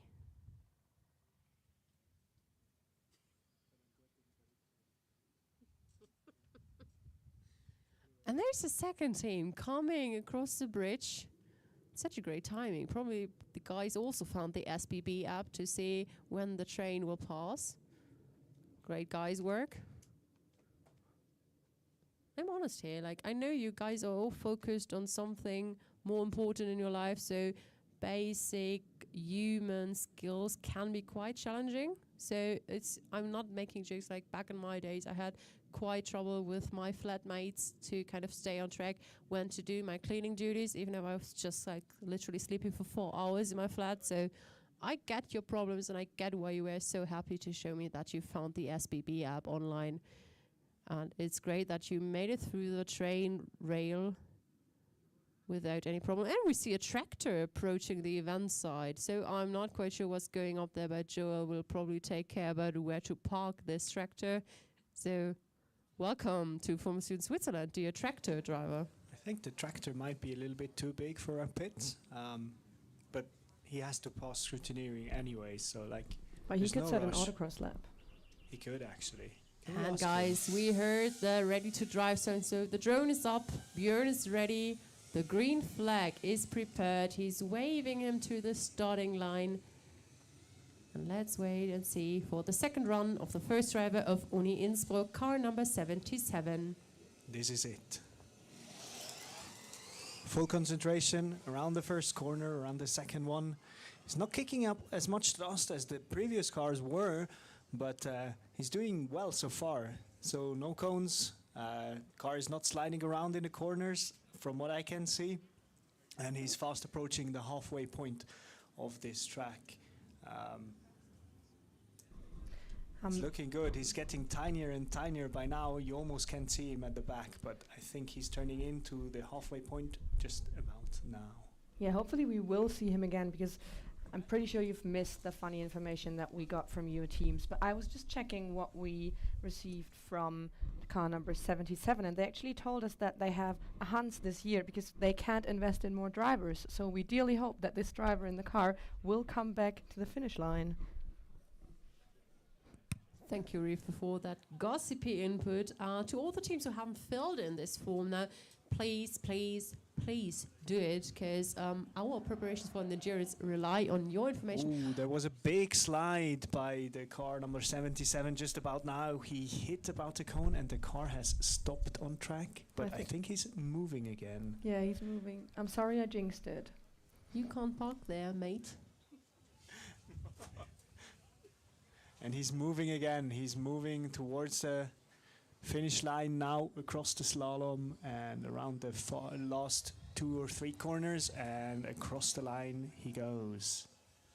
Unfortunate with that quick exit. First lap looked really promising, but now obviously because of that little stoppage there's not much doing. So we're still with a purple of 66.155 seconds by Rennstall Esslingen, followed by AMZ Racing with just 0.3 seconds behind, followed up by Milano, and then Campus Tirol Motorsports. And Since go for it. And we have Jack in the comments cheering up for AMZ. Dear Jack, I hope you turned in like a while ago, because they already did their first runs with their first driver, and they're currently not visible close to the entrance, so you have to wait patiently until they pull up. But we will let you know, Jack, and thank you for tuning in. While waiting for the next car, I actually wanted to ask my dear co-host to bring me back up to speed, because I missed like the first 1.5 hours of Autocross. So what was the highlight until now? Well, definitely Esslingen. So far, they did I love to hear really that. well. Yeah. No, the car looked amazing, really stable in the corners, no sliding around, no mistakes by the driver. So that was the highlight for me, I guess. But also it was quite impressive when AMZ showed up like bat the first time, like, which was kind of incredible to see. But yeah, I would definitely kind of join your statement about like Esslingen. That was bold, that was smooth, and of course we hadn't really kind of seen if there were some cones involved. So even for us, it's gonna be a surprise for the end of the scoring.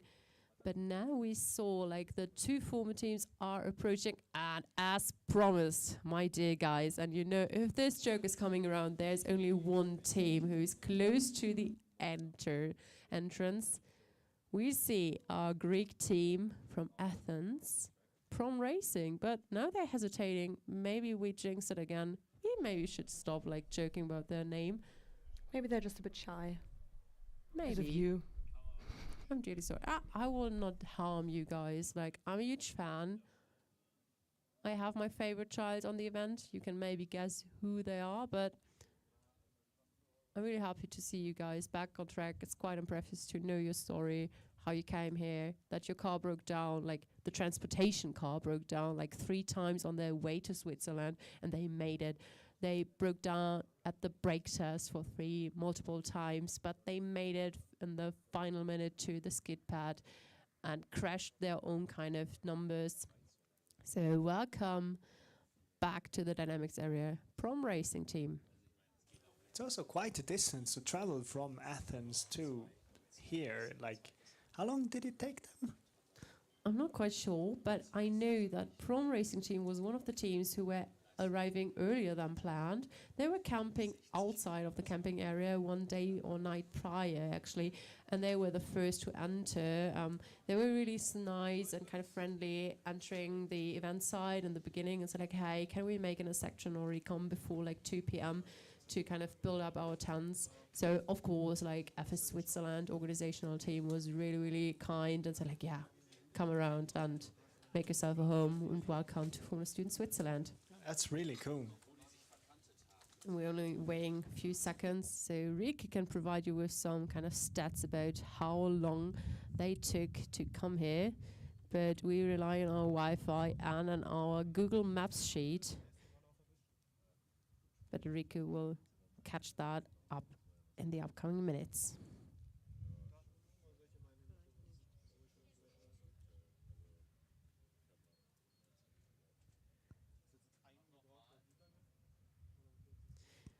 So now it's 4:30, and welcome for all the guys who just tuned in to the live stream of the Formula Student Switzerland Autocross live stream. Welcome. And we want to thank at this point our main sponsors, Glencore, for making this event possible, as well as our gold sponsors, Nordisches Zentrum Groms, and of course Keller and Feuerlöscher Service Center Training, as well as our bronze sponsor. Because without of the sponsors, this event would not have been happening. And even if we have sponsors, there was one key aspect missing.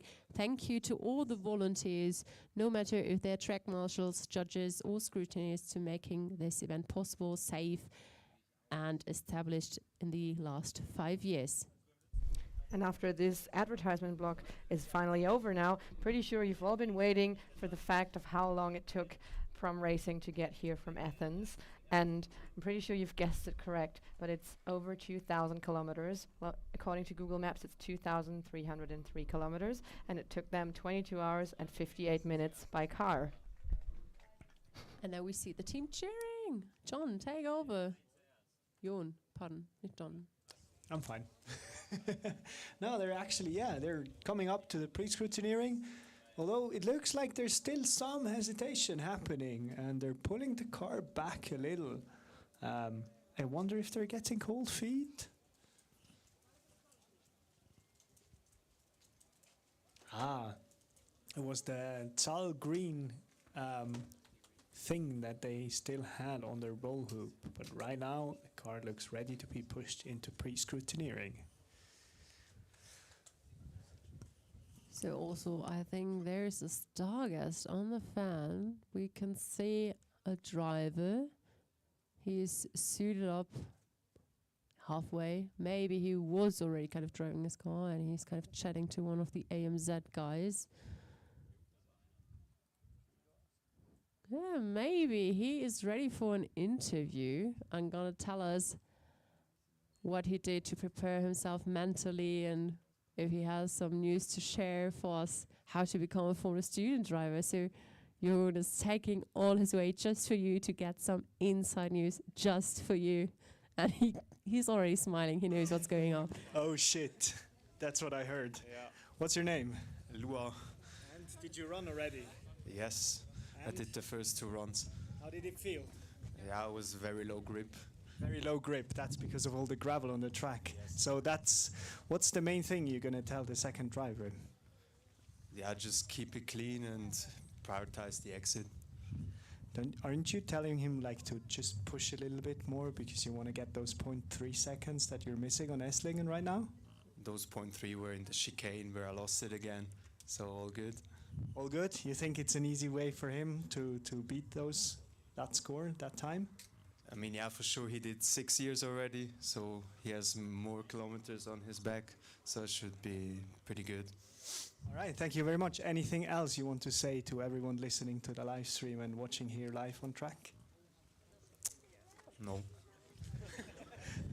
I wouldn't have expected any more words from an AMZ team member. Thank you very much, though. That must be the kind of the basic communication skill of being combined an engineer and a person from Switzerland. That's really sharp and precise answers. That's something we love to hear, and we're happy to have you here on board. And thanks for staying here and actually kind of cheering to your co-driver. We wouldn't take that for granted. So are there any updates of our promised prom racing team? We still see the TSL is still in green, and the scrutineers are talking to the driver. Probably they're introducing him to the course and what he has to do. Even if the drivers were allowed to have a course, like a track walk right before, it's always good to have some final introductions as they're totally in loop and focus. And we want to ensure a safe competition, especially for also the track marshals, so we encourage the drivers to keep an eye on them. That's why we have this really lovely fashionable yellowish vests on. So we will wait and see. Our track marshal at the starting line is already kind of having a close eye on them. The green flag is ready. We're just waiting for the car to be ready to race.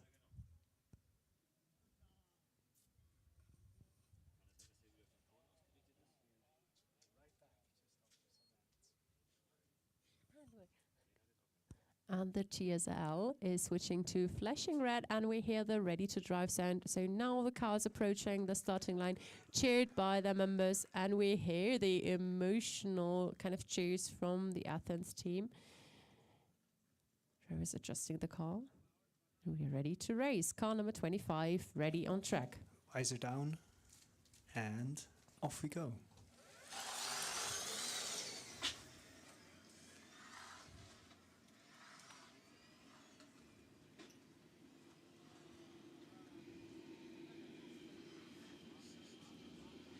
You can hear the car occasionally scraping the bottom at the bumps on the track. We sure hope your chassis is okay. It's probably the aerodynamics that they want to have like a lot of kind of advantage. If your front wing is not scraping the ground, it's too high up. The manufacturing team will thank you for the sanding down during the driving. But we see a smooth run from our perspective wise. It's basically like self-fulfilling ground clearance, right? If your front wing is too low, it raises itself up over time. Can be a good kind of testing opportunity for the endurance. We can hear some proper drifting sounds, which is actually not that good, but maybe he's a really skilled driver. So let's wait and see the time. He's coming back to the final sectors. There's a lot of cheering going on, and he's over the line. Great, and he's actually not approaching for his second run. So as It's a Innsbruck, 75.39. Sorry to interrupt. impressive, impressive, guys. Congratulations. That was the first run of the first driver, and they're leaving for the post-scrutineering. So it's the same procedure as for Innsbruck. They don't have to make the second run immediately. They're allowed to do so, but if they leave the dynamics field, they have to go to the scrutineers, leave, and then they have to come back and repeat the procedure. And I see Byrne just about to queue up. They're standing outside of the queue, just in front of the dynamic area. And Byrne's ready and ready to set the track on fire. Hopefully not literally. I mean, we don't have a combustion car here, so the chances are really low for a running car. And we see now that Byrne is kind of quicking up their car, so maybe they will not enter the track that soon, but we can see them quite good. Some familiar faces from the past days. Beautiful car, beautiful design. And we can have a closer look to what's going on in post-scrutineering. We see the templates are approached to the driver, ensure that everything is within the regulations. But so far we did not have any bad kind of surprises so far, so yeah, we're thinking positive.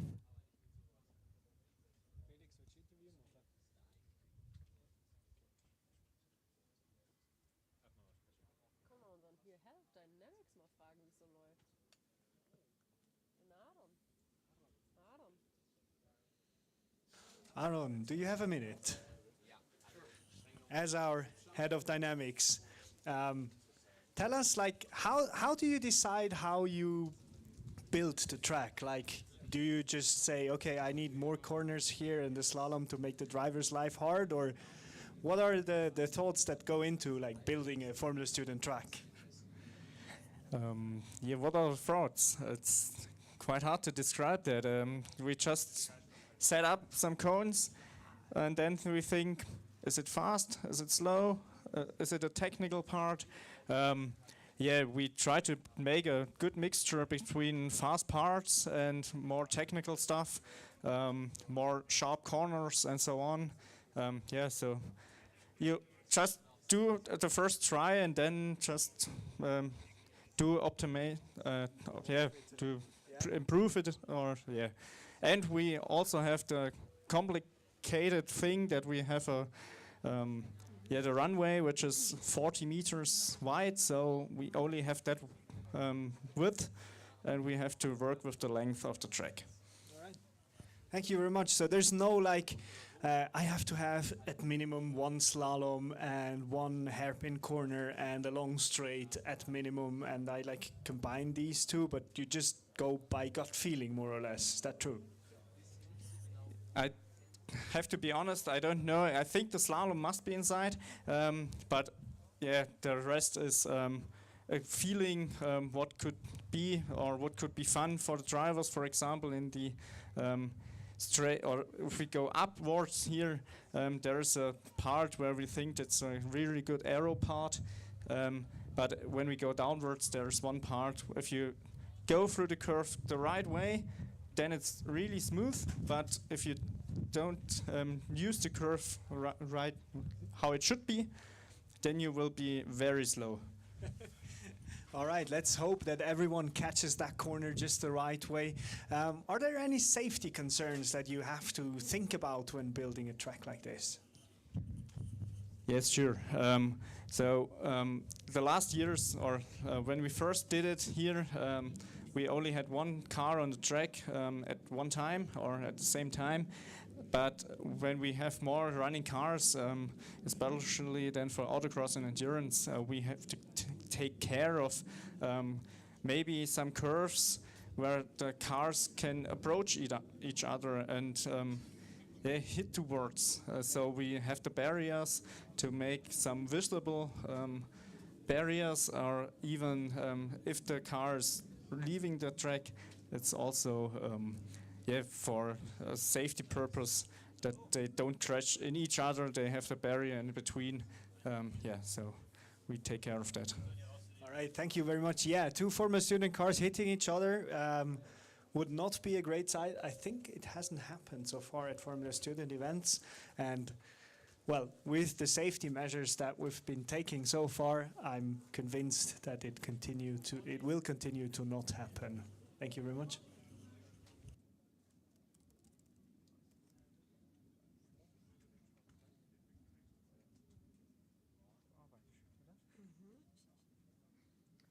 Angebot raus, das ist super.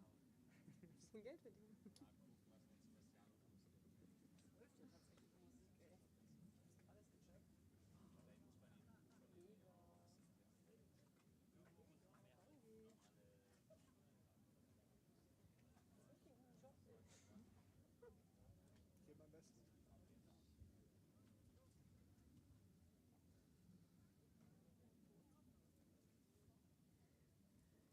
Wieder volle Stunde, um 17 Uhr gibt es wieder einen Werbeblock.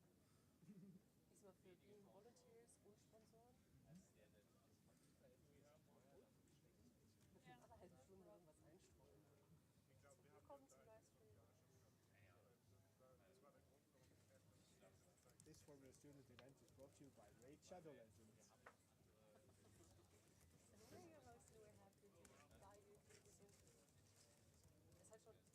Shadow Legends and Skillshare. Ziel ist einfach, das Ziel in Hoffenheim ist was hat das eigentlich für eine Konnotation so. Das finde ich schon bei Hoffenheim ein bisschen schade, dass wir nur so rein technisch immer nur kommentieren, was gerade am Track passiert und nicht so dieses, was wir jetzt auch mal mit Team-Members interviewen. Das ist schon schade. So viel das Geblubbere. Ich verstehe das, dass es nicht geht, ja. Das ist mir schon klar. Ich weiß nicht, könnte man schon machen wahrscheinlich. Gib mir den Shit. So viel die persönliche Note, oder? Ja. Könnte man bestimmt auch machen. Dann müsste die halt versuchen, mehr von ihrem Stürmchen rauszubekommen. Ja. Du musst noch einen Schnurri haben. Du brauchst einen, der durchs Paddock rennt. Ted, down to you. Ted, down to you. What's going on in the paddock? And like, oh wow, I'm sorry, I missed that. So let me quick. Sorry, Ted, Team Radio. Also ich glaube, sie wären dafür zu haben. Wenn man den Vorschlag hat und das technisch umsetzbar ist. Ja, das sind zwei Mikros, einfach mehr. Also. Ja, also die Kompensatoren da oben sind noch nicht so voll. Das heißt, der eine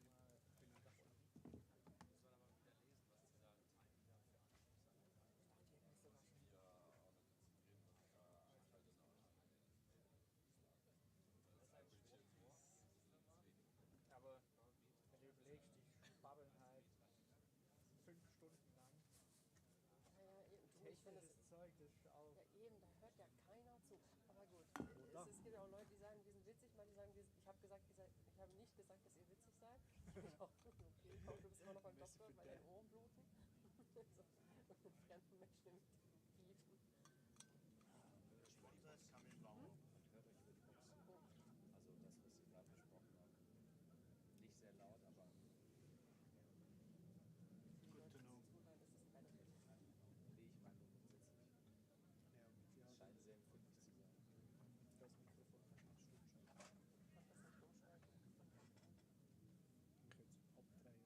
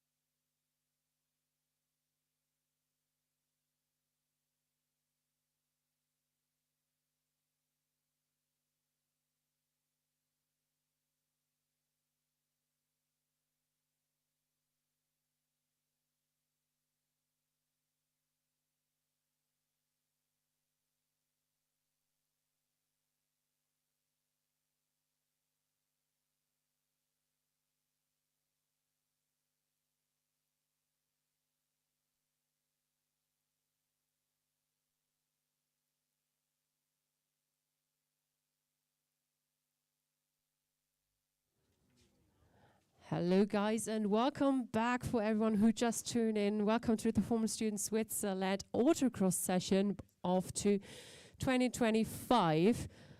Bern just queued in for the Autocross. They're currently in the pre-inspection, so we are awaiting a new car ready on track within the upcoming minutes. And the time will be used to make a short advertisement break, kind of. For tomorrow, the Autocross, we're still looking for some volunteers who are happy to have the track marshals and to be on track, having a live track experience. You will get a radio, you will get some behind the scenes user. Come up to the event control and say you're ready to help. You're actually getting the best seats on the track to get a very good view on all the action that's happening on it. Also, you're the first to know whether there's a cone or not. So you will get some valuable insights for your team, maybe even about the scoring, and it's maybe a less big surprise to you what's going to happen at the award ceremony. So we see the TSL of Bern just switched to the red flashing lights, but the scrutineers are still at the car.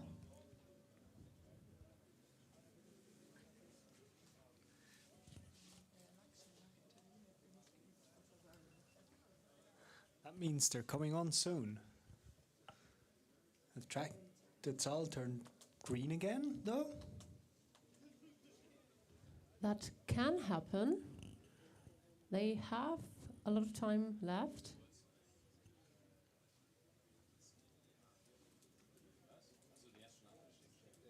And we have someone cheering for you guys from Bern in the chat. We have DD who's commenting BRT, BRT, Patapim. I'm not quite sure if this is an inside thing or I'm just mispronouncing it heavenly. Brit, Patapim. I'm not a kind of a rapper or whatever, but thank you, DD, for your comment. And it's nice to hear that someone from... That's definitely an inside joke, Okay, because that's that's definitely something that I forgot which team, but it did submit this. Oh yeah, here we go. It was Bern Racing Team then submitted this as a fun detail on their car. So not sure where it is on their car, but apparently it's a fun detail. Skibidi Pop Forza Napoli from Giacomo. Wow, I'm getting better with my Italian. I still feel like you're absolutely butchering that. Maybe we can ask one of the team members from Bern to actually pronounce this the way it's supposed and explain. to be. Maybe we'll also wait until the car has driven its lap.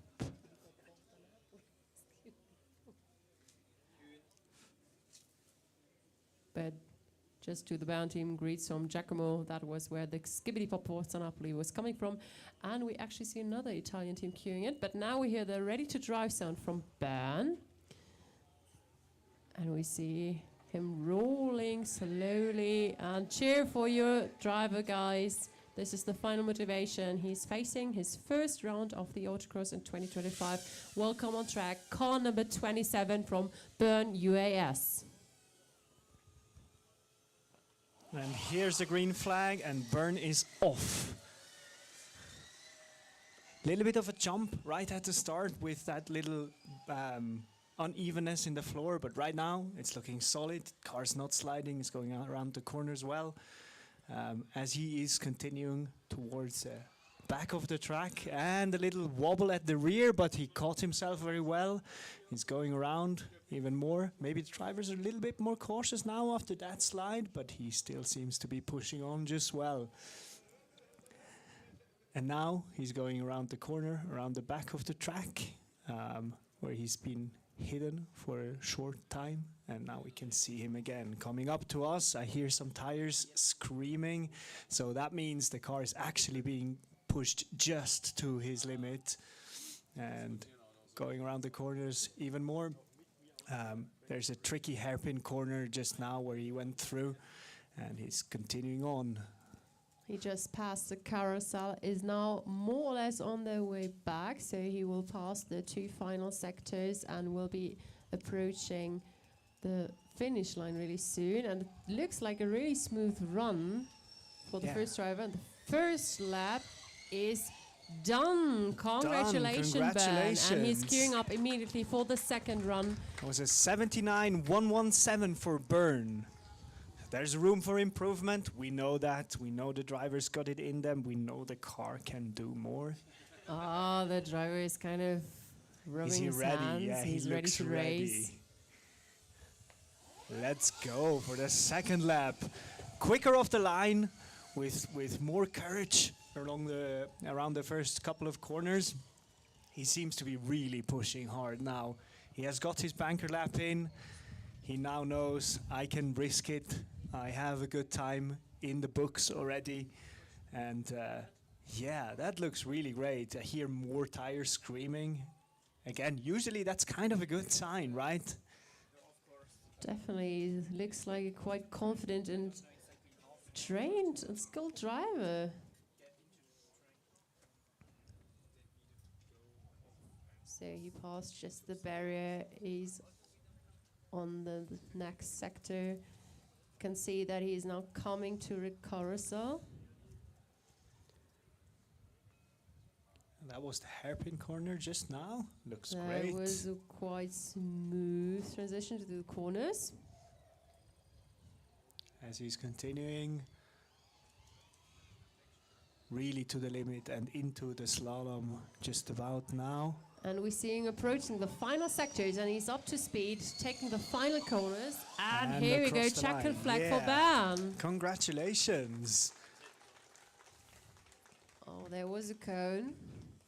Minimum one. But hey, that's an impressive time. What's the time again? We don't have any timing information just now. It probably will take just a second until we get that. And Of we'll course, update we're you giving a as soon as side you eye know. to the timing guys. They're looking into detail.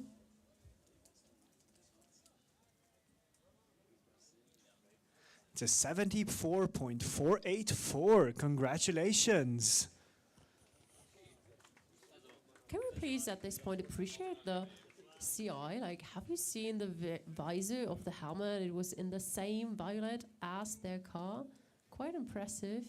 And now we see Dynamis Milano again coming up for their second driver first round. Welcome back on track. The TSL is flashing red, and we hear the ready to drive sound, which is a great sign. And now they're smoothly riding to the starting line. Welcome back on track. Car number 19 from Milano, the second driver, first round. So the time to beat for Dynamis is 67.569 seconds. Let's see whether the driver can do this or faster.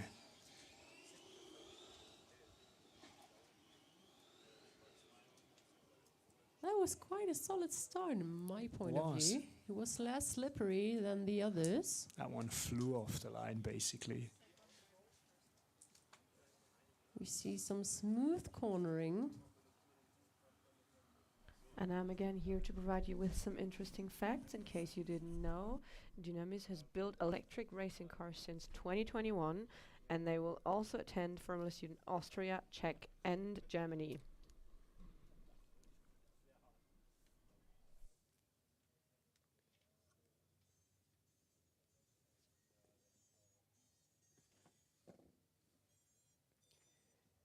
So they're now on the final sector, turning in literally corners, but that looks quite smooth to us. Like the track marshals weren't signaling any cones yet, and we're back in the final sector, smooth out, and I'm ready to hear the timing. Me too. Hey, Kuzen. 70.3 seconds. Unfortunately, they didn't manage to improve over the first driver so far, but it's still all to play for in the last lap for Milano.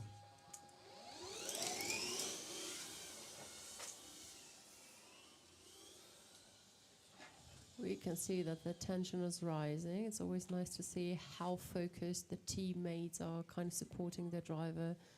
They're literally staring him down. Don't want to know the pulse of most of the team members, especially like the crew who is with the live data and being inside the dynamics area. They all look really concentrated on what their car is doing. I mean, they're literally helpless. They have to trust their driver that he will do his job and bringing back a good or kind of the best timing as possible. Yeah, no. I also see some laptops being held up to the sky. I assume that's for better telemetry data. Is the reception actually better if you lift your laptop? The second laptop So you is see a raising second up. laptop, I assume that's a yes. And we're Let- back in the final sectors, so Ooh. we'll Through the see what's slalom. going on. Oh, that was... Ooh. That looked but so quick at the start, but then just missed the first cone and collected a bunch. It would have been a 68.080, which would have, would have been 2 seconds faster than the previous lap, but still, a bunch of cones collected. that's a pity, but It really congratulations, is, yeah. guys, for finishing your part of the autocross. So your place is saved in the endurance, basically, if there's no accident happening in the rescrutineering. It's always such a pity if you make a tiny mistake like this towards the end of your lap, because you feel like, I almost got it right. And then you That's misjudge the the power of exit. concentration. Yeah, you misjudge one exit or one corner entry just a little bit, and then boom, you have a cone. You're distracted because you just got that cone, and then it only gets worse from there. Yeah, and I hope he doesn't beat himself up too much. He shouldn't. Like, it's been an amazing lap, like from what we've seen from here, from our commentator box.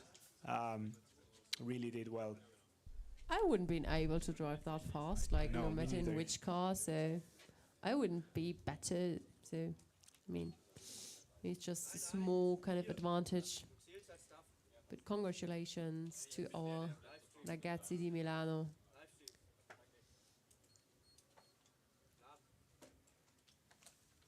Looks like there had been some double checks on the timekeeping, as one of the track marshals has been lying on the floor, but luckily he got back up again. But their It's thumbs cleaning up himself up. now. Their thumbs up now. So at this point, maybe thank you guys for all the volunteers, timekeeping, scrutineers for making this possible. We know you had a hard time yesterday night, kind of assembling the track during the whole night, kind of putting this track ready to race. We do appreciate your effort and your work.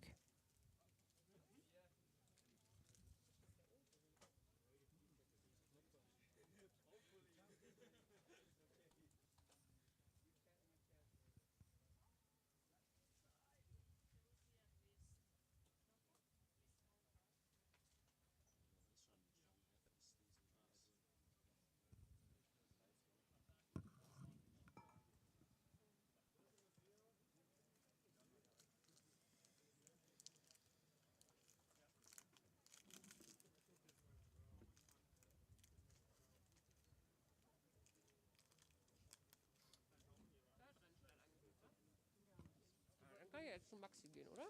Ja, ich würde es halt machen, wenn die reinschieben, quasi, wenn wir sehen, dass die anschieben.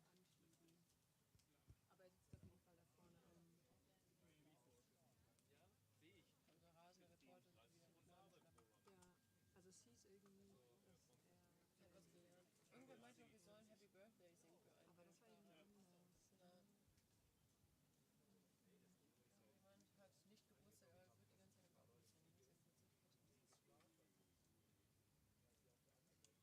Das ist ja witzig.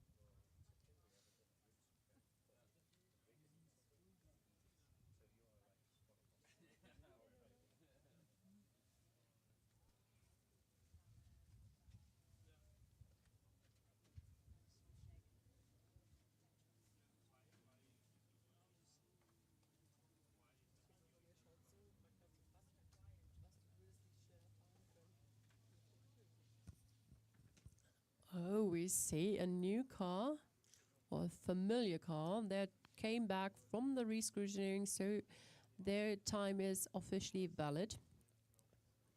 Ben will probably do their checkup before they will do the second round of the first driver.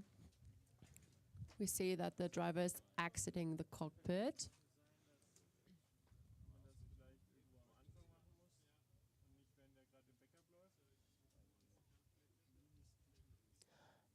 And Jon, correct me if I'm wrong, but I see a familiar face right next to the cockpit supporting the driver. That, I think that's the business plan moderator who's doing like preparations on the car. I don't Well, see there it are- from my spot. Could very well be true. I guess for most of the Formula Student teams, actually doing a business plan is not a full-time job. And So- they are all multi-talents. Yeah, definitely. And so what might as well happen is if you're the guy who's like responsible for chassis packaging and like most of the CAD that's being done on the chassis, at some point it's going to go into production, and there's suddenly a few hours that you can spare maybe on figuring out a good business plan. But don't you think that some teams do underestimate the business plan?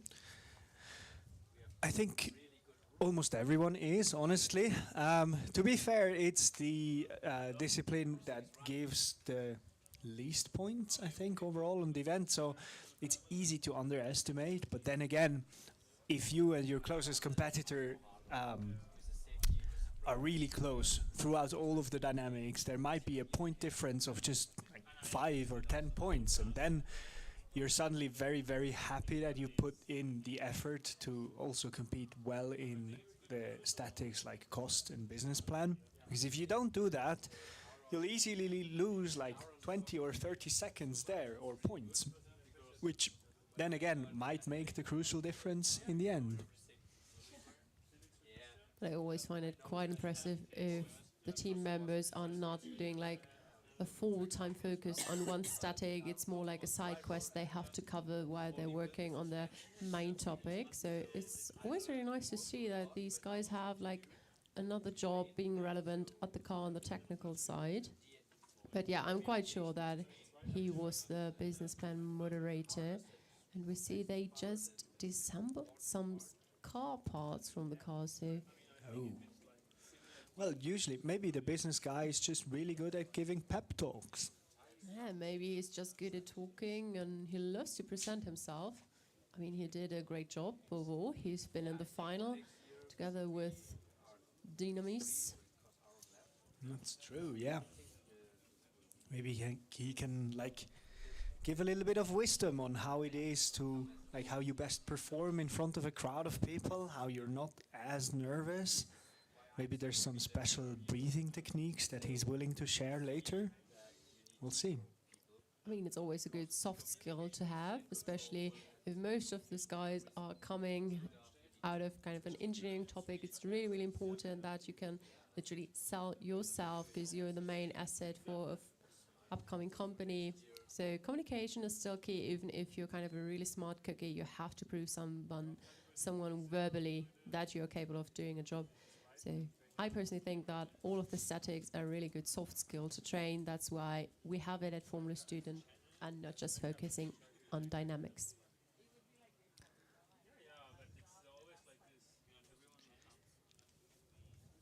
I guess after this event, I'm gonna actually bring you a cookie because you're always speaking of smart cookies. I'm getting hungry here. If anyone that's You just had Knoppers. yeah, Don't that's lie. true, but I'm still hungry. If anyone that's listening to this live stream wants to bring us a cookie, you can show up to the dynamics area, and we'll kindly and gladly give you a yellow vest so you can bring us a cookie. That's a good call.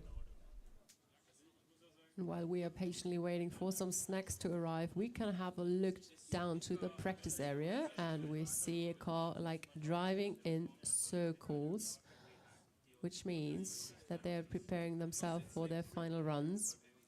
Great to see some cars being in the dynamic area.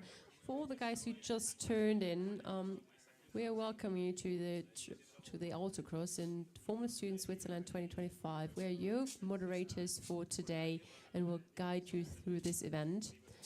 Jon, do you want to summary up who has been already on track and how many laps were done?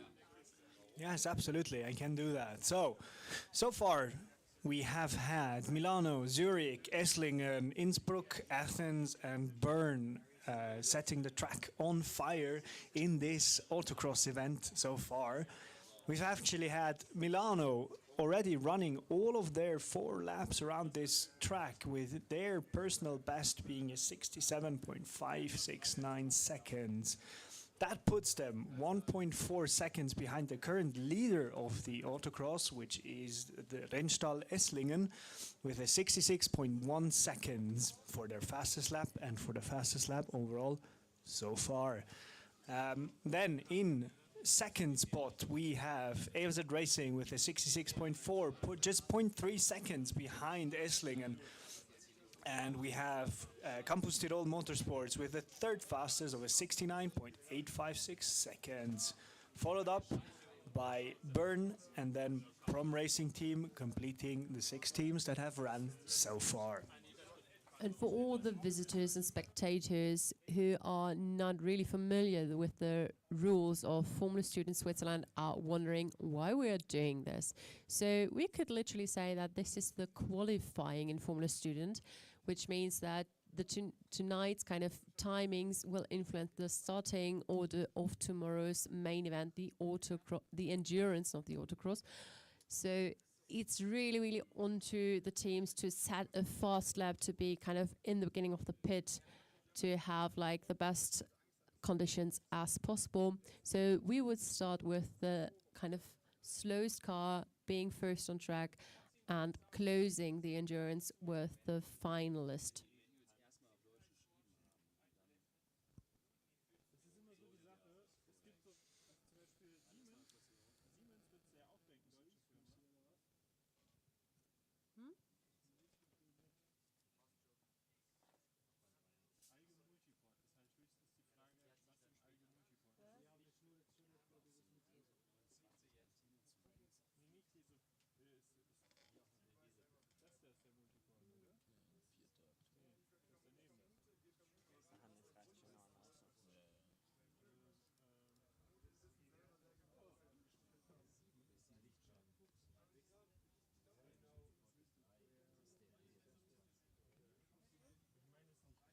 Looking at Okay. the sky, Jon, our weather frog, what do you think? Will it rain again or will it stay dry? Will stay dry. Are you sure? Do we want to bet? We could actually. What do you want to bet on? A snack, a cookie. A snack. You're bringing me a cookie if I win, if it doesn't rain anymore today. Yes, and vice versa. All right, Okay. we have a deal. Deal. I thought we would outsource that task. Like, Well, I'm if, still waiting for someone to approach the dynamics area with bringing us snacks. if but- any one of our viewers is kind enough to bring us a cookie, we'll just set it in front of us, and then whoever wins that bet gets to keep the cookie.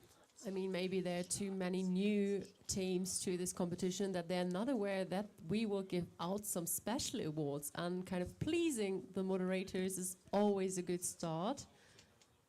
But if we see across the dynamics area, we still see our lovely camping chair assembly. I mean, it's quite impressive. Oh, do we see someone approaching with snacks? We see someone approaching Oh, with that snacks. looks Not very bad. promising. Thank you. I am. So like, Yes. Do we do a live taste Wow. test? would you like? Yeah, here we go. Thank you very much. What is it? Welcome. It's a Mini Nussstängeli. How do you want to kind pronounce of give that? some introduction to what this is? Nussstängeli. This is a Nussstängeli. It's Ah, nuts stängeli. in a stick. Giacomo, one for you too. Yeah. Oh, it's good. It's good. Compliments of the Bern Racing team. If you want more, Thank go you ahead. very much. I'll have one more. You can just go with your hand. All right. I just did it to be funny. That's how you do it. Other teams, this was a very good example. Thank you, Ben. Of course, of course. Anyone else? I feel like I'm doing an advertisement snacking with my microphone on. To all the people kind of on their screen, you can't believe, like, Ben just pulled up with lovely Nussstängeli. Did I pronounce that right? You absolutely did. I'm really working on my language skills here. I learned some Italian and Swiss German. Like, my former language teacher would be proud of me. But they taste delicious. They kind of make me remember some Christmas cookies. But that's delicious and the right amount of snack I needed. Yeah, but please don't talk about Christmas because it's only July. I don't want to think about Christmas now. Speaking of Christmas, it's still cold here. You think it's cold? We're sitting I here think with that's your cold jackets heart. and No. While I'm moderating, I'm trying to not be. How do you say that? That's not gonna get the live stream closed down. I'm trying to be nice here. So far, all the teams have performed exceptionally well. Good to hear that. There's no need to be sad. I mean, to our online community watching the live stream, like, feel free to put in some comments, ask us any questions, and we will be delighted to answer them as good as we can. Because, of course, we are the experts to ask any question. And also, if you're a Swiss person watching this live stream, you can type your favorite Swiss word in chat, and we can try to have the other two moderators pronounce it properly. That's gonna be fun. Yeah, I definitely have to work on my Swiss German because tonight there will be the Cheese Award. So we will have a lot of kind of interaction with the other teams. So But the cheese award is about cheese and eating and not about talking, isn't it? yeah, but I mean, that's the point you missed because you came too late to the moderation job. That's true because I did important things. Yes, but we all do important things. Actually, John told us that there's again, Skibidi Pozza Napoli. I mean, I don't have to work on my Italian currently. I need to work on my Swiss German now. But what were the former teams of all of you from What the Fuck News? Did you just say that? On the air, live. VTF. We very much VTF apologize news. for this uncouth language on this stream.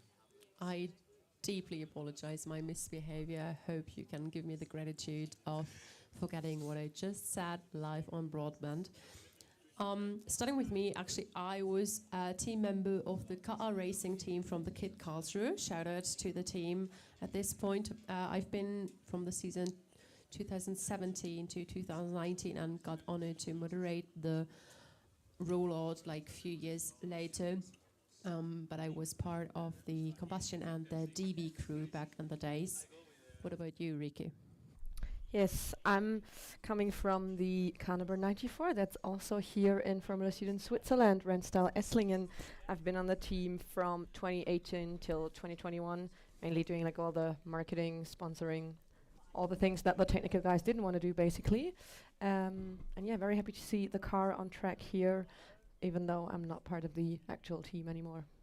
Yeah, and I've been part of AMZ Racing for 2 years, from 2018 to 2019. I mean, Oh, and obviously we've built a combustion car, and we Electric. still miss it. Electric forever. We don't want to start that discussion here, I think. Well, there's not a car coming up, so we can have, like, I guess, part of it. They're just faster. Electric cars are just faster. Yeah, but they don't have a sound, like the sound of a combustion A engine. race car is meant to can't go compare quick. that. A race car is meant to be quick. Like, That's we true. can race all the way. You're just not gonna win. no, to put in my stakes, and I'm still deep in love with the driverless concept. To all of the guys That's who are working on a difficult. driverless car, that's a huge challenge. I admire all the smart cookies, I love this word, out there who are kind of putting their mind into this kind of challenge. I think no matter if it's a combustion engine or an EV engine, like having a driverless is like next level. It's a cool technology, and unfortunately, I'm the only one from us three who's not able to cheer for their former team. I'm kind of jealous on you. You see the problem here? Yeah. Just Good. tell them to show up next year. Mm-hmm. It's easy. So- Yeah, this is a shout out to car racing for coming to Formula Student Switzerland next year. You've heard it here first. I mean, I think they're currently participating in another event, I think in the Netherlands, but maybe a former or active car racing member is watching this live stream, so power fuel to you. I'm still grateful for the time I had at the team, so If someone's watching from Karlsruhe, cheers to you guys. I hope to see you next year on this ground. Actually, like now that we were speaking about driverless and combustion cars, those like weird things that don't really exist in Formula Student Switzerland, wasn't there a combustion driverless car back in the day? Yes, I don't remember the name, but I do remember the sound, and I know that we all cheered when they were like slowly running their Autocross. That thing was ridiculous. I That loved was- every like inch and gram of that car. But it was so impressive to hear like how they switched the gears in automotive mode, and also like the most impressive cars back in the days, or I still have in mind, were combustion cars, to be honest. Like also Rome with having a four-wheel drivable combustion car that was outstanding back in the days. And we see there are some comments coming in regarding, you think we'll be seeing a full hydrogen class anytime soon, like what like Karlsruhe have been doing this year? So yeah, I think that's a philosophy question. I personally think you're referring to Formula Future, which is a great concept, like having a platform where students can kind of challenge the current Formula Student regulations and the rules, and kind of to find their own event is always a great chance kind of to learn and establish a new thing. So if this is going to be promising, maybe more and more teams will adapt to this concept, and yeah, we will see where it's going to. Coming back to the question that we had about the driverless combustion car, I was just looking this up on the Formula Student Germany website. Props to them for being so informative. And apparently, as far as I can see, it was the team from the, oh, now it's Italian again, Università degli Studi di Roma La Sapienza. I hope you all know who I mean. That was one of the first ever driverless cars with a combustion engine that competed in the DV class, and they even placed third in acceleration and autocross events in Formula Student East. And first overall in FSCH Italy, by the Oh way. yeah, we didn't want to miss that.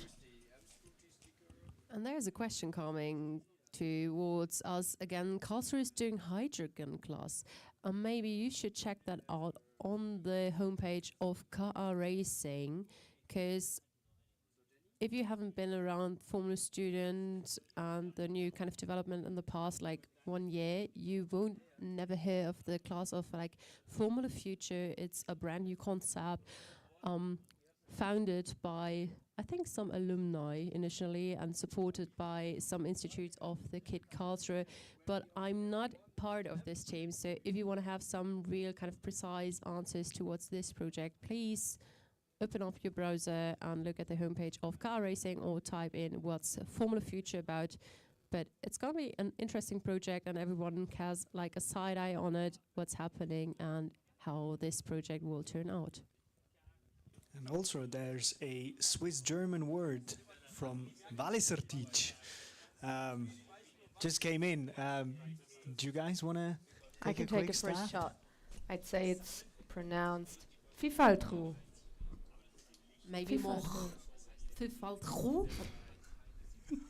I have no clue what does it mean. Yeah, that's the second question. What What does is it the mean? Deutsch?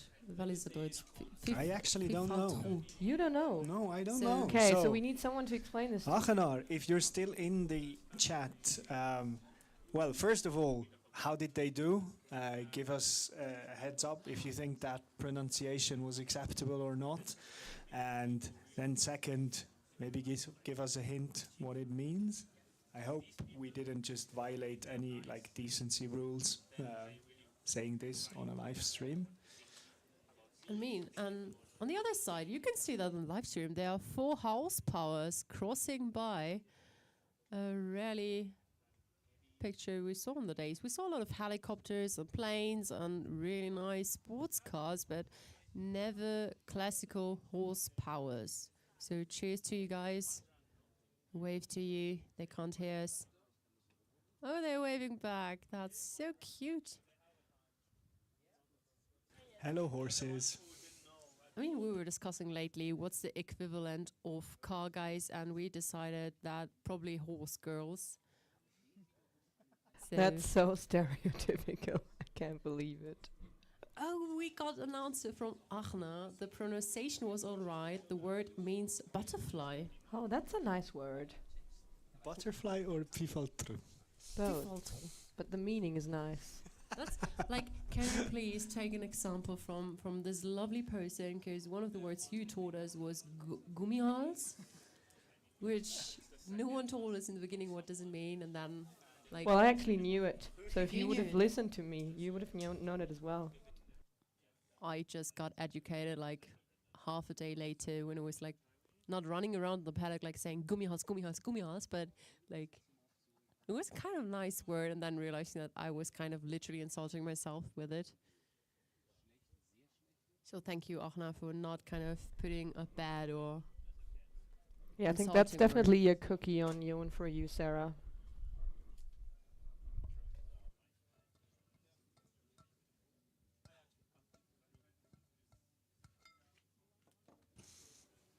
In the meantime, we have lost 4 horsepowers from our view. However, the sun is now directly shining on the track, which means it's heating up again, which hopefully could make some teams decide now is the time. Now is the time that we want to break the record of Formula Student Switzerland.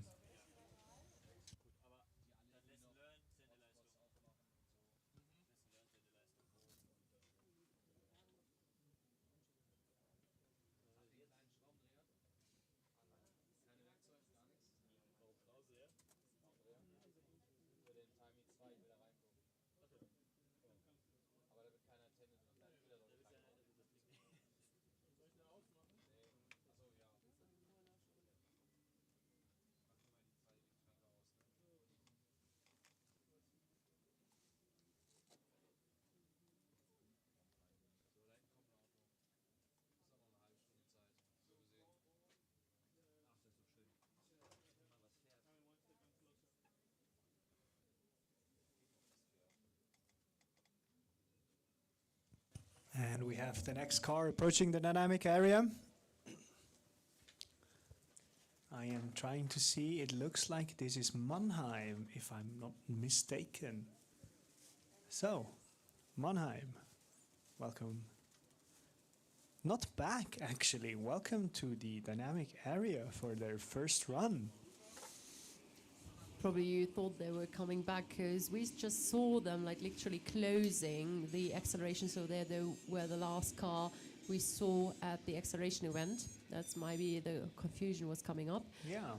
And as we have 5:30, it's time for a small advertising block because, of course, it's not mandatory, but we just want to point out that this event wouldn't be possible without our dear sponsors who are able to host us, especially cheers to Glencore and our sponsors who are able to host us, Nordisches Zentrum Groms, as well as Keller and Feuerlöscher Service Center and our multiple other bronze sponsors who are able to kind of make this event possible, as well as our dear staff people and colleagues. And if you want to join them tomorrow as a track marshal, you're highly welcome, and we love to provide you with all necessary information. One of the key aspects or USPs on this position is that you will get a radio and internal view side about what's going on behind the scenes. So please come to the event control and ask for Aaron or Björn as volunteering as a track marshal. And now we can see Mannheim just turned their TSRL to this switching, flashing reddish style. But the scrutineers are still working on, and now it's switched back to greenish, which is not a problem. That can happen. And they have multiple times as it's their first driver and their first 2 runs for them. Unfortunately, we don't have any special inside information about Mannheim. If the team would like to fill out the team introduction form, we would be really happy, because then we could tell you something about the team now. And if they don't, we just start inventing facts of the team. Did you know that Cure Mannheim was founded in 1957 already? That must be the oldest car, the oldest team that exists, no? Yeah. Okay. Rumors are they Oh, we're started. getting thumbs up. I think we're getting in the right direction here. Yeah. Rumors are they started up as a horse racing team, and now, like 20 years later, decided to do Formula Student combustion. Maybe it was their horses that were just passing by. That could be like as a heritage moment. I mean, we had people arriving by helicopter, like by plane today. We can also have people arriving by horse. I'm not surprised by anything by that time. That's the side course of them owning a polo team, and also like where they invented the team name of Cure. So maybe, guys, you already kind of listened to us, so please provide us with some information. You know the link, you know the drill.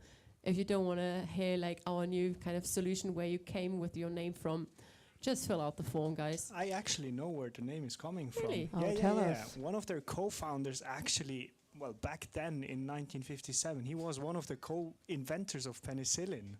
Oh, really? Yeah. That makes so much sense.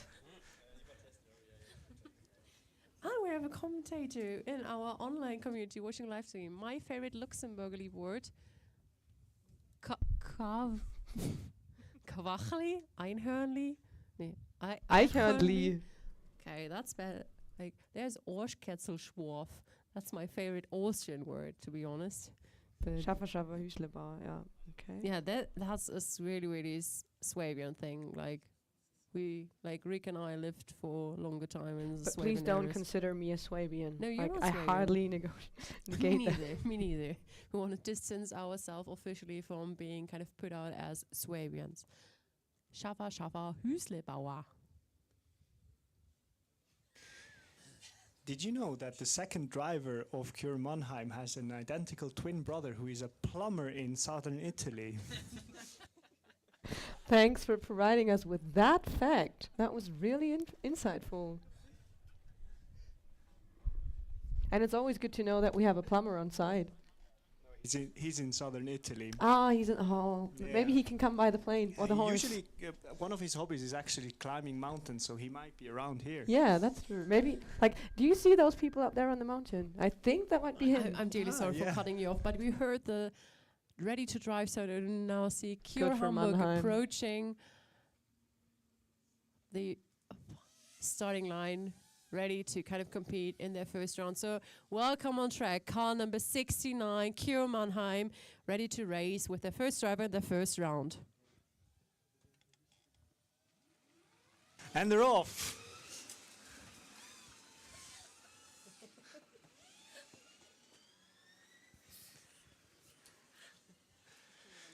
Car looks solid. Maybe the driver is like still getting a little bit used to the track, what it feels like. But still, not a lot of sliding around, which means usually the car is quick around the corners.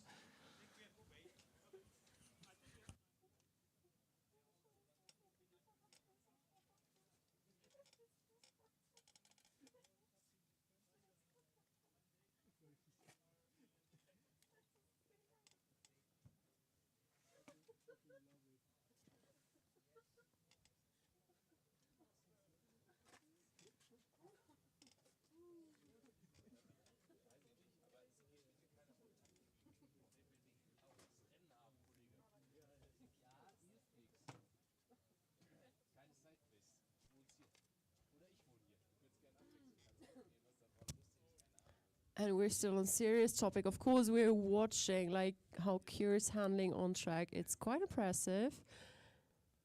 It's a smooth run so far, and we see him approaching in the final. Oh God, I jinxed it again. Jinxed it again. Sarah, you should stop commentating while the cars are driving. Yeah, I will just cover the final sector. I'm really sorry.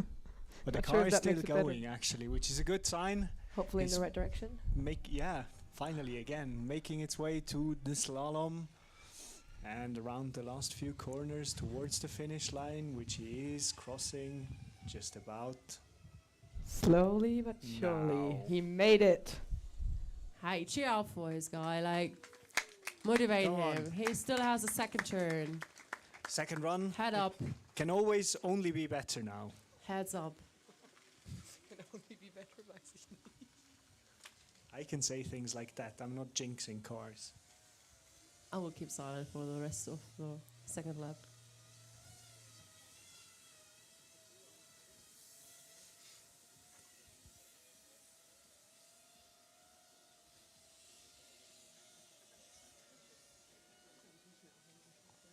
Here's the green flag, and off to the second run he goes.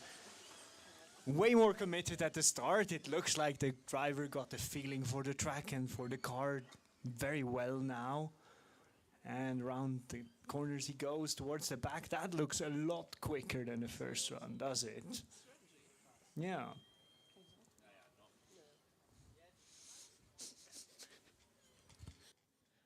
And we actually have another car approaching, making themselves ready to participate with their second driver and their first run. Welcome to the track again, car number 33, AMZ.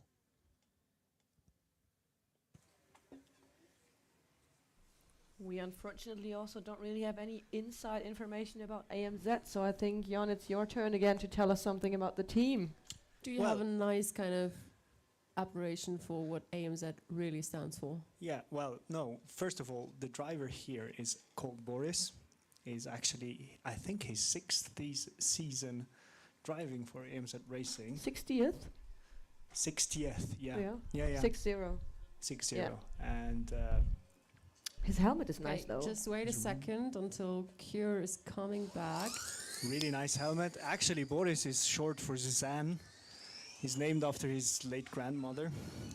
Yeah. So a big round of applause, please, for our colleagues from Mannheim. They just finished their second run with the first driver.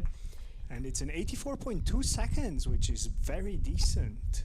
And for all the ones who are curious, like, finally someone provided us with some information that CURE means Cooperative University Race Car Engineering. Thank you, Mark Rauscher, for this information. You've been more insightful than your team you're supporting currently. I think if Linus from Bern is here, he can also try to get a yellow vest and then help us how to pronounce, I don't want to say it again, but how to pronounce their funny detail on the car correctly.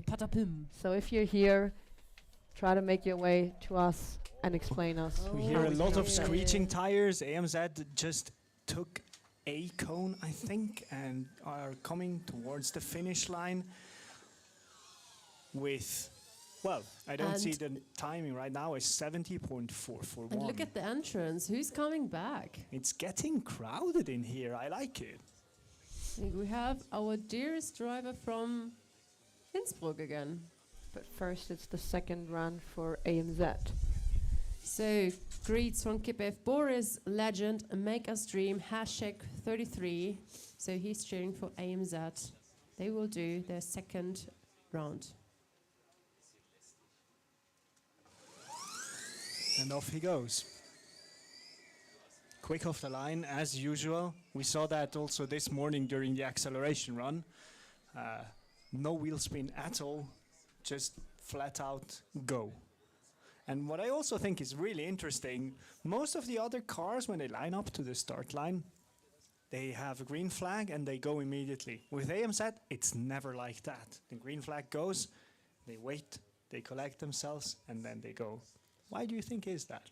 Is this a way of like channeling your inner Lewis Hamilton to, you know, Swiss way of style?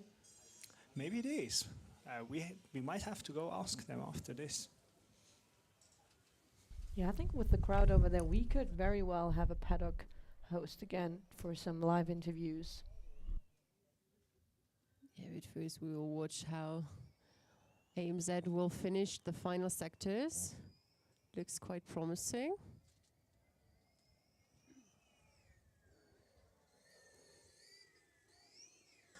And across the line. Oh, someone is happy with its own work. Congratulations, AMZ. 76.29, which is still not faster than their first lap, but still a very good one. Quick correction, 67.29. 67, true. Nevertheless, did So- not improve on their fastest lap from the first driver. And we see some more cars in the queue. There's Innsbruck, and then behind that, if I recall correctly, that's Esslingen. Yep.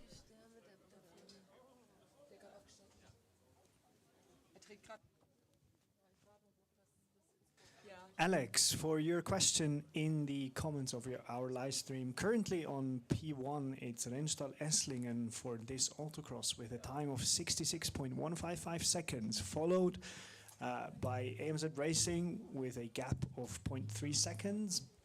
And then in third, it's Dynamis with a gap of 1.4 seconds. That closes out the top 3 for this event so far. And there is also a live timing in case you want to check the times for yourself. Just go for tk.formulastudent.de and you should be able to get the live times straight to your own laptop or phone.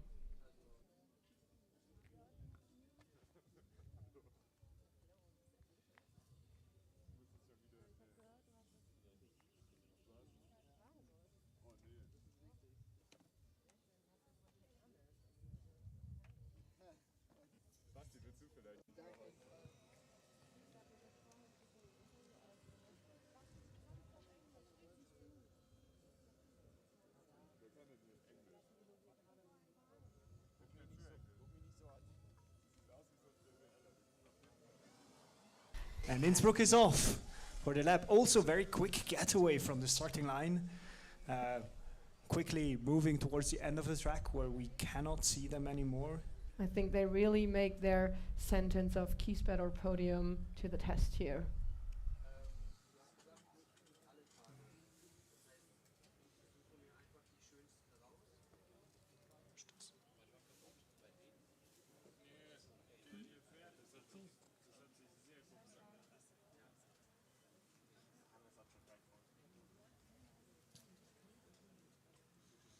Innsbruck is rounding the back of the track. We're finally starting slowly starting to see them again.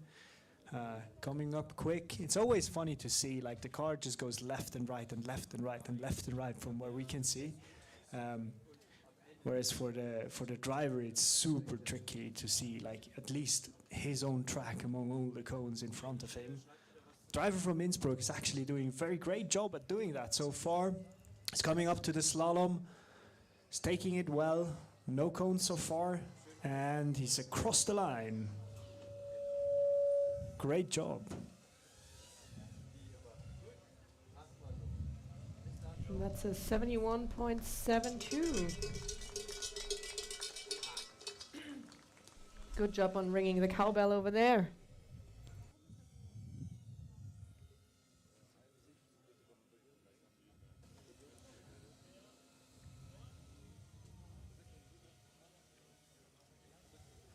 And the Zahl turned green on the car from Innsbruck, which probably means that something is not going the way they want it to.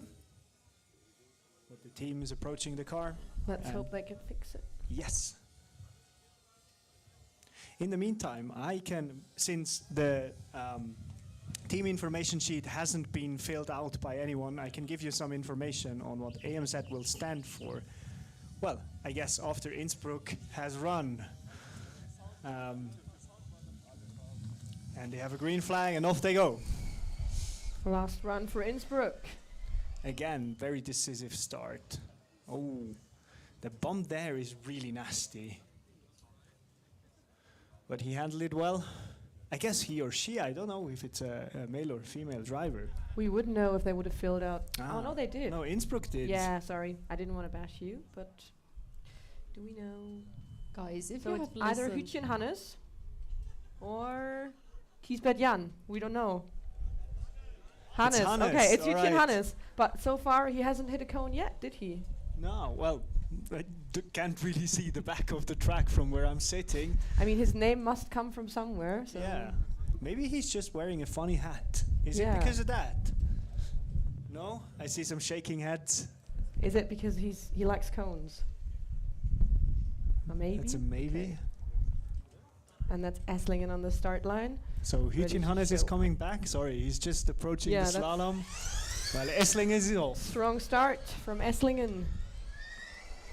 And across the finish line for Innsbruck. That looked quick. Is it quick? We'll see. It's a 68.4 seconds, the new best for the team.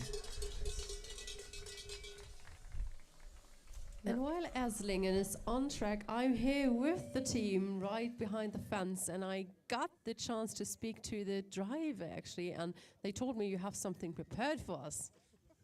Now the junior driver's in the car. I think he's very quick now because he's 10 kilogram lighter. We did some small changes for the track, and the car feels very good. So I hope he set a good lap now. You're calling him junior driver, like how old is he, or is he in the first semester? Is he like a hidden champion, or why junior driver? No, he's in his last Formula student season, but he's very small, so we call him. So final year for him, and that was quite impressive time. Guys, I'm not quite sure if you see the detail. And that's a new best time, 65.3. The excitement is real.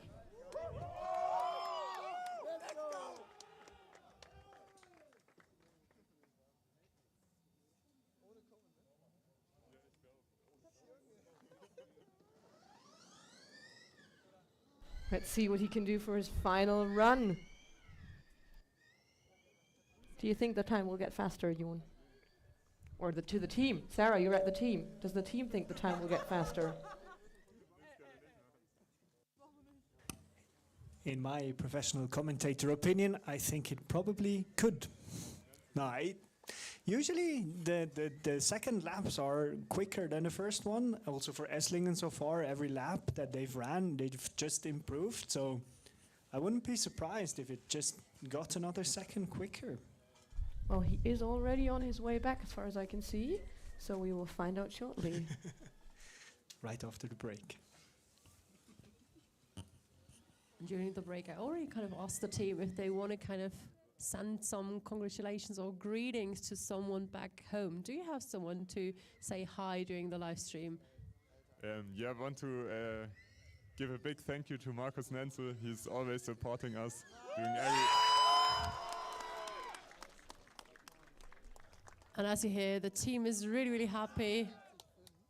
They've done their final It's a 63.7, sorry, for Esslingen.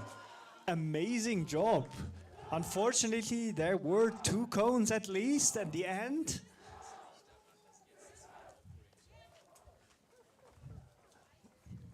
I have a tinnitus now. Great I'll job come so back far. to you guys.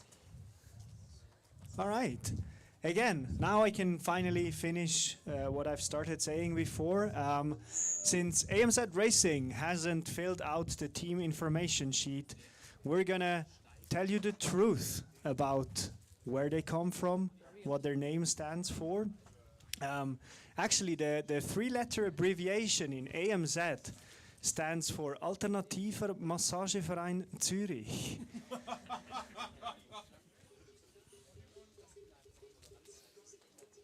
Do you think we will get a special discount? Maybe. We should ask for that You later. ask nicely. Yeah. Also, rumor has it that their team captain used to have a second head when he was born, but they had to operate on him to get it removed. There's really nothing I can add to that. Are they by any chance related to the twin brother who's a pumper in southern Italy? Oh no, I don't know, maybe they share an uncle, but that might just be a rumor.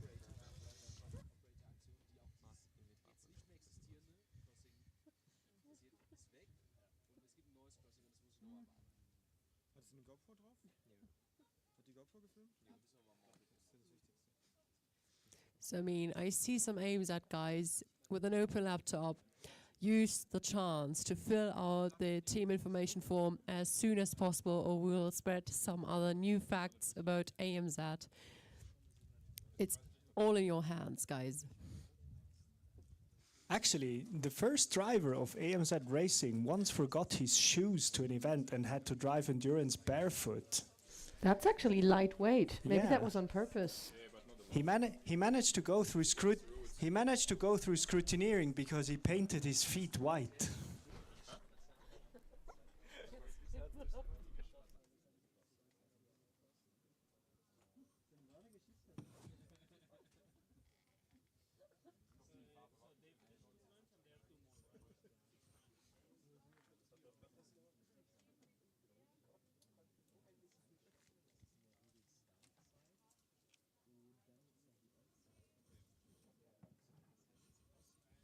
So we have some serious questions actually in the chat, like from Alex, who is currently on P1. I answered that literally 2 minutes ago, but we can repeat. It's still, well, according to times, uncorrected for cones, it is Esslingen running in first with a 63.7 seconds, which is more than a 2.5 second advantage over the second placed AMZ Racing, with Campus Tirol Motorsport, Dynamis PRC being in third with a 3.8 second gap. And I'm dearly sorry to cut you off, but we see car number 69 back on track. Welcome, Cure Motorsports, Cure Mannheim. I mean, they did not fill out the form, so I can reinvent their name. Cure Motorsports would be also like really suitable. Did you know the M in Mannheim stands for Motorsports? I mean, the Mannheim guys, they live in a beautiful city, kind of organized in squares. So for people who are kind of hard with geographical knowledge and kind of finding their way through the city, this city is kind of a maze. Been there several times. It's not as beautiful as Karlsruhe. I'm dearly sorry to break that to you. What did you just say? Mannheim is not as beautiful as Karlsruhe. I couldn't hear you. Connection is very bad. I mean, you're from the north. You should not defend someone from the south. So guys, you can hear it. It's your chance to fill out the form to provide us with pure information. Tomorrow the endurance will take longer time, so we need information to spread. There's someone waving goodbye. Goodbye. Goodbye. These are staff people. Bye-bye. It was a pleasure working with you. See you next year. Really amazing. Have a good one. Have a safe trip back home. So maybe give them a warm applause.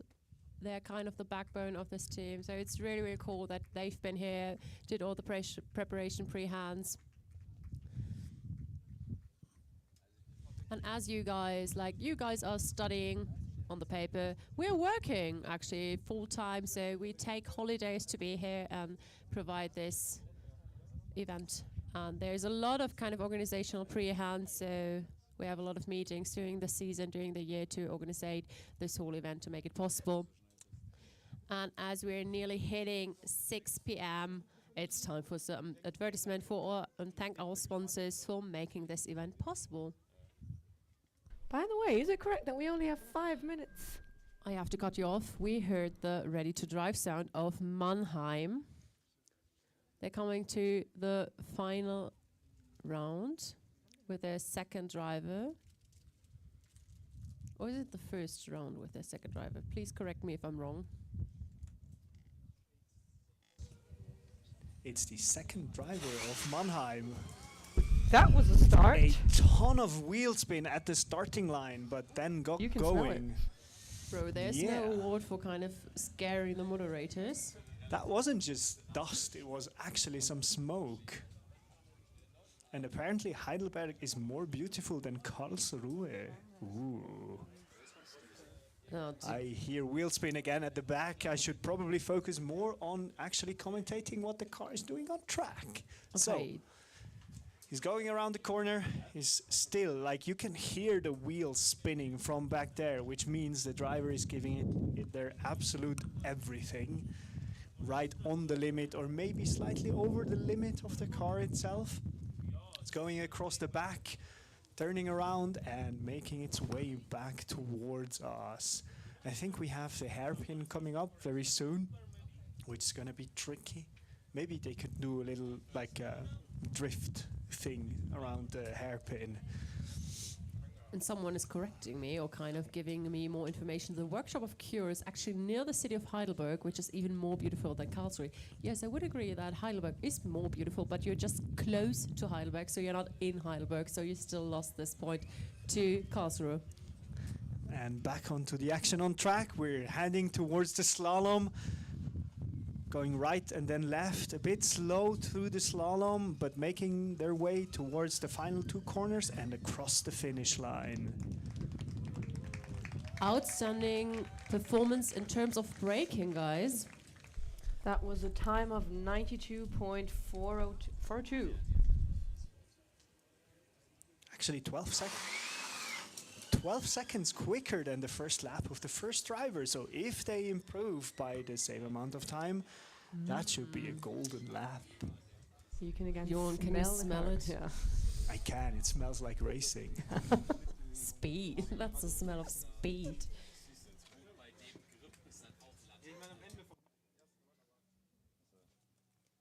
And now, Sarah, as you cut me off earlier, I can repeat that it's only 3 more minutes until the Autocross event is closing.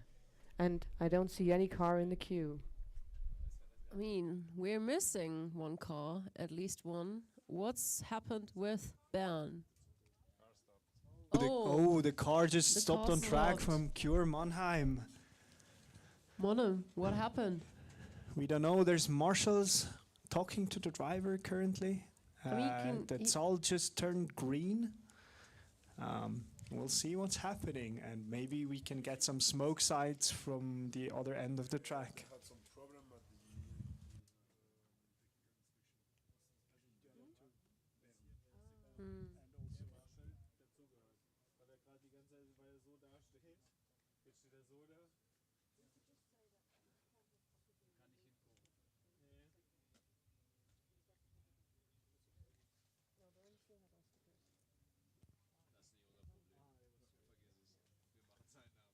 By the way, for all of the people who were watching this live stream and waiting when Bern would do their second couple of laps, if you look at the technical inspection data on the website of formulastudentswitzerland.ch, you can see that Bern Racing Team actually lost their mechanical inspection. Oh no, sorry, Prom.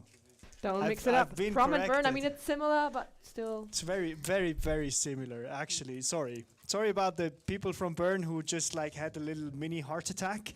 Prom Racing got one of their mechanical scrutineering sticker that was removed from their technical inspection sheet. Yep. Which means they have not passed re-scrutineering after their run. So we still see Mannheim standing, and the TSL is still green. And it seems that the team is unfortunately retiring car, which is unfortunate for ending their Autocross in that style. Speaking of ending the Autocross, we've just hit the 6 p.m. mark. Which makes it a little bit of an unfortunate way to end this Autocross, but Maybe we'll find a volunteer who will do a complete lap with a special car.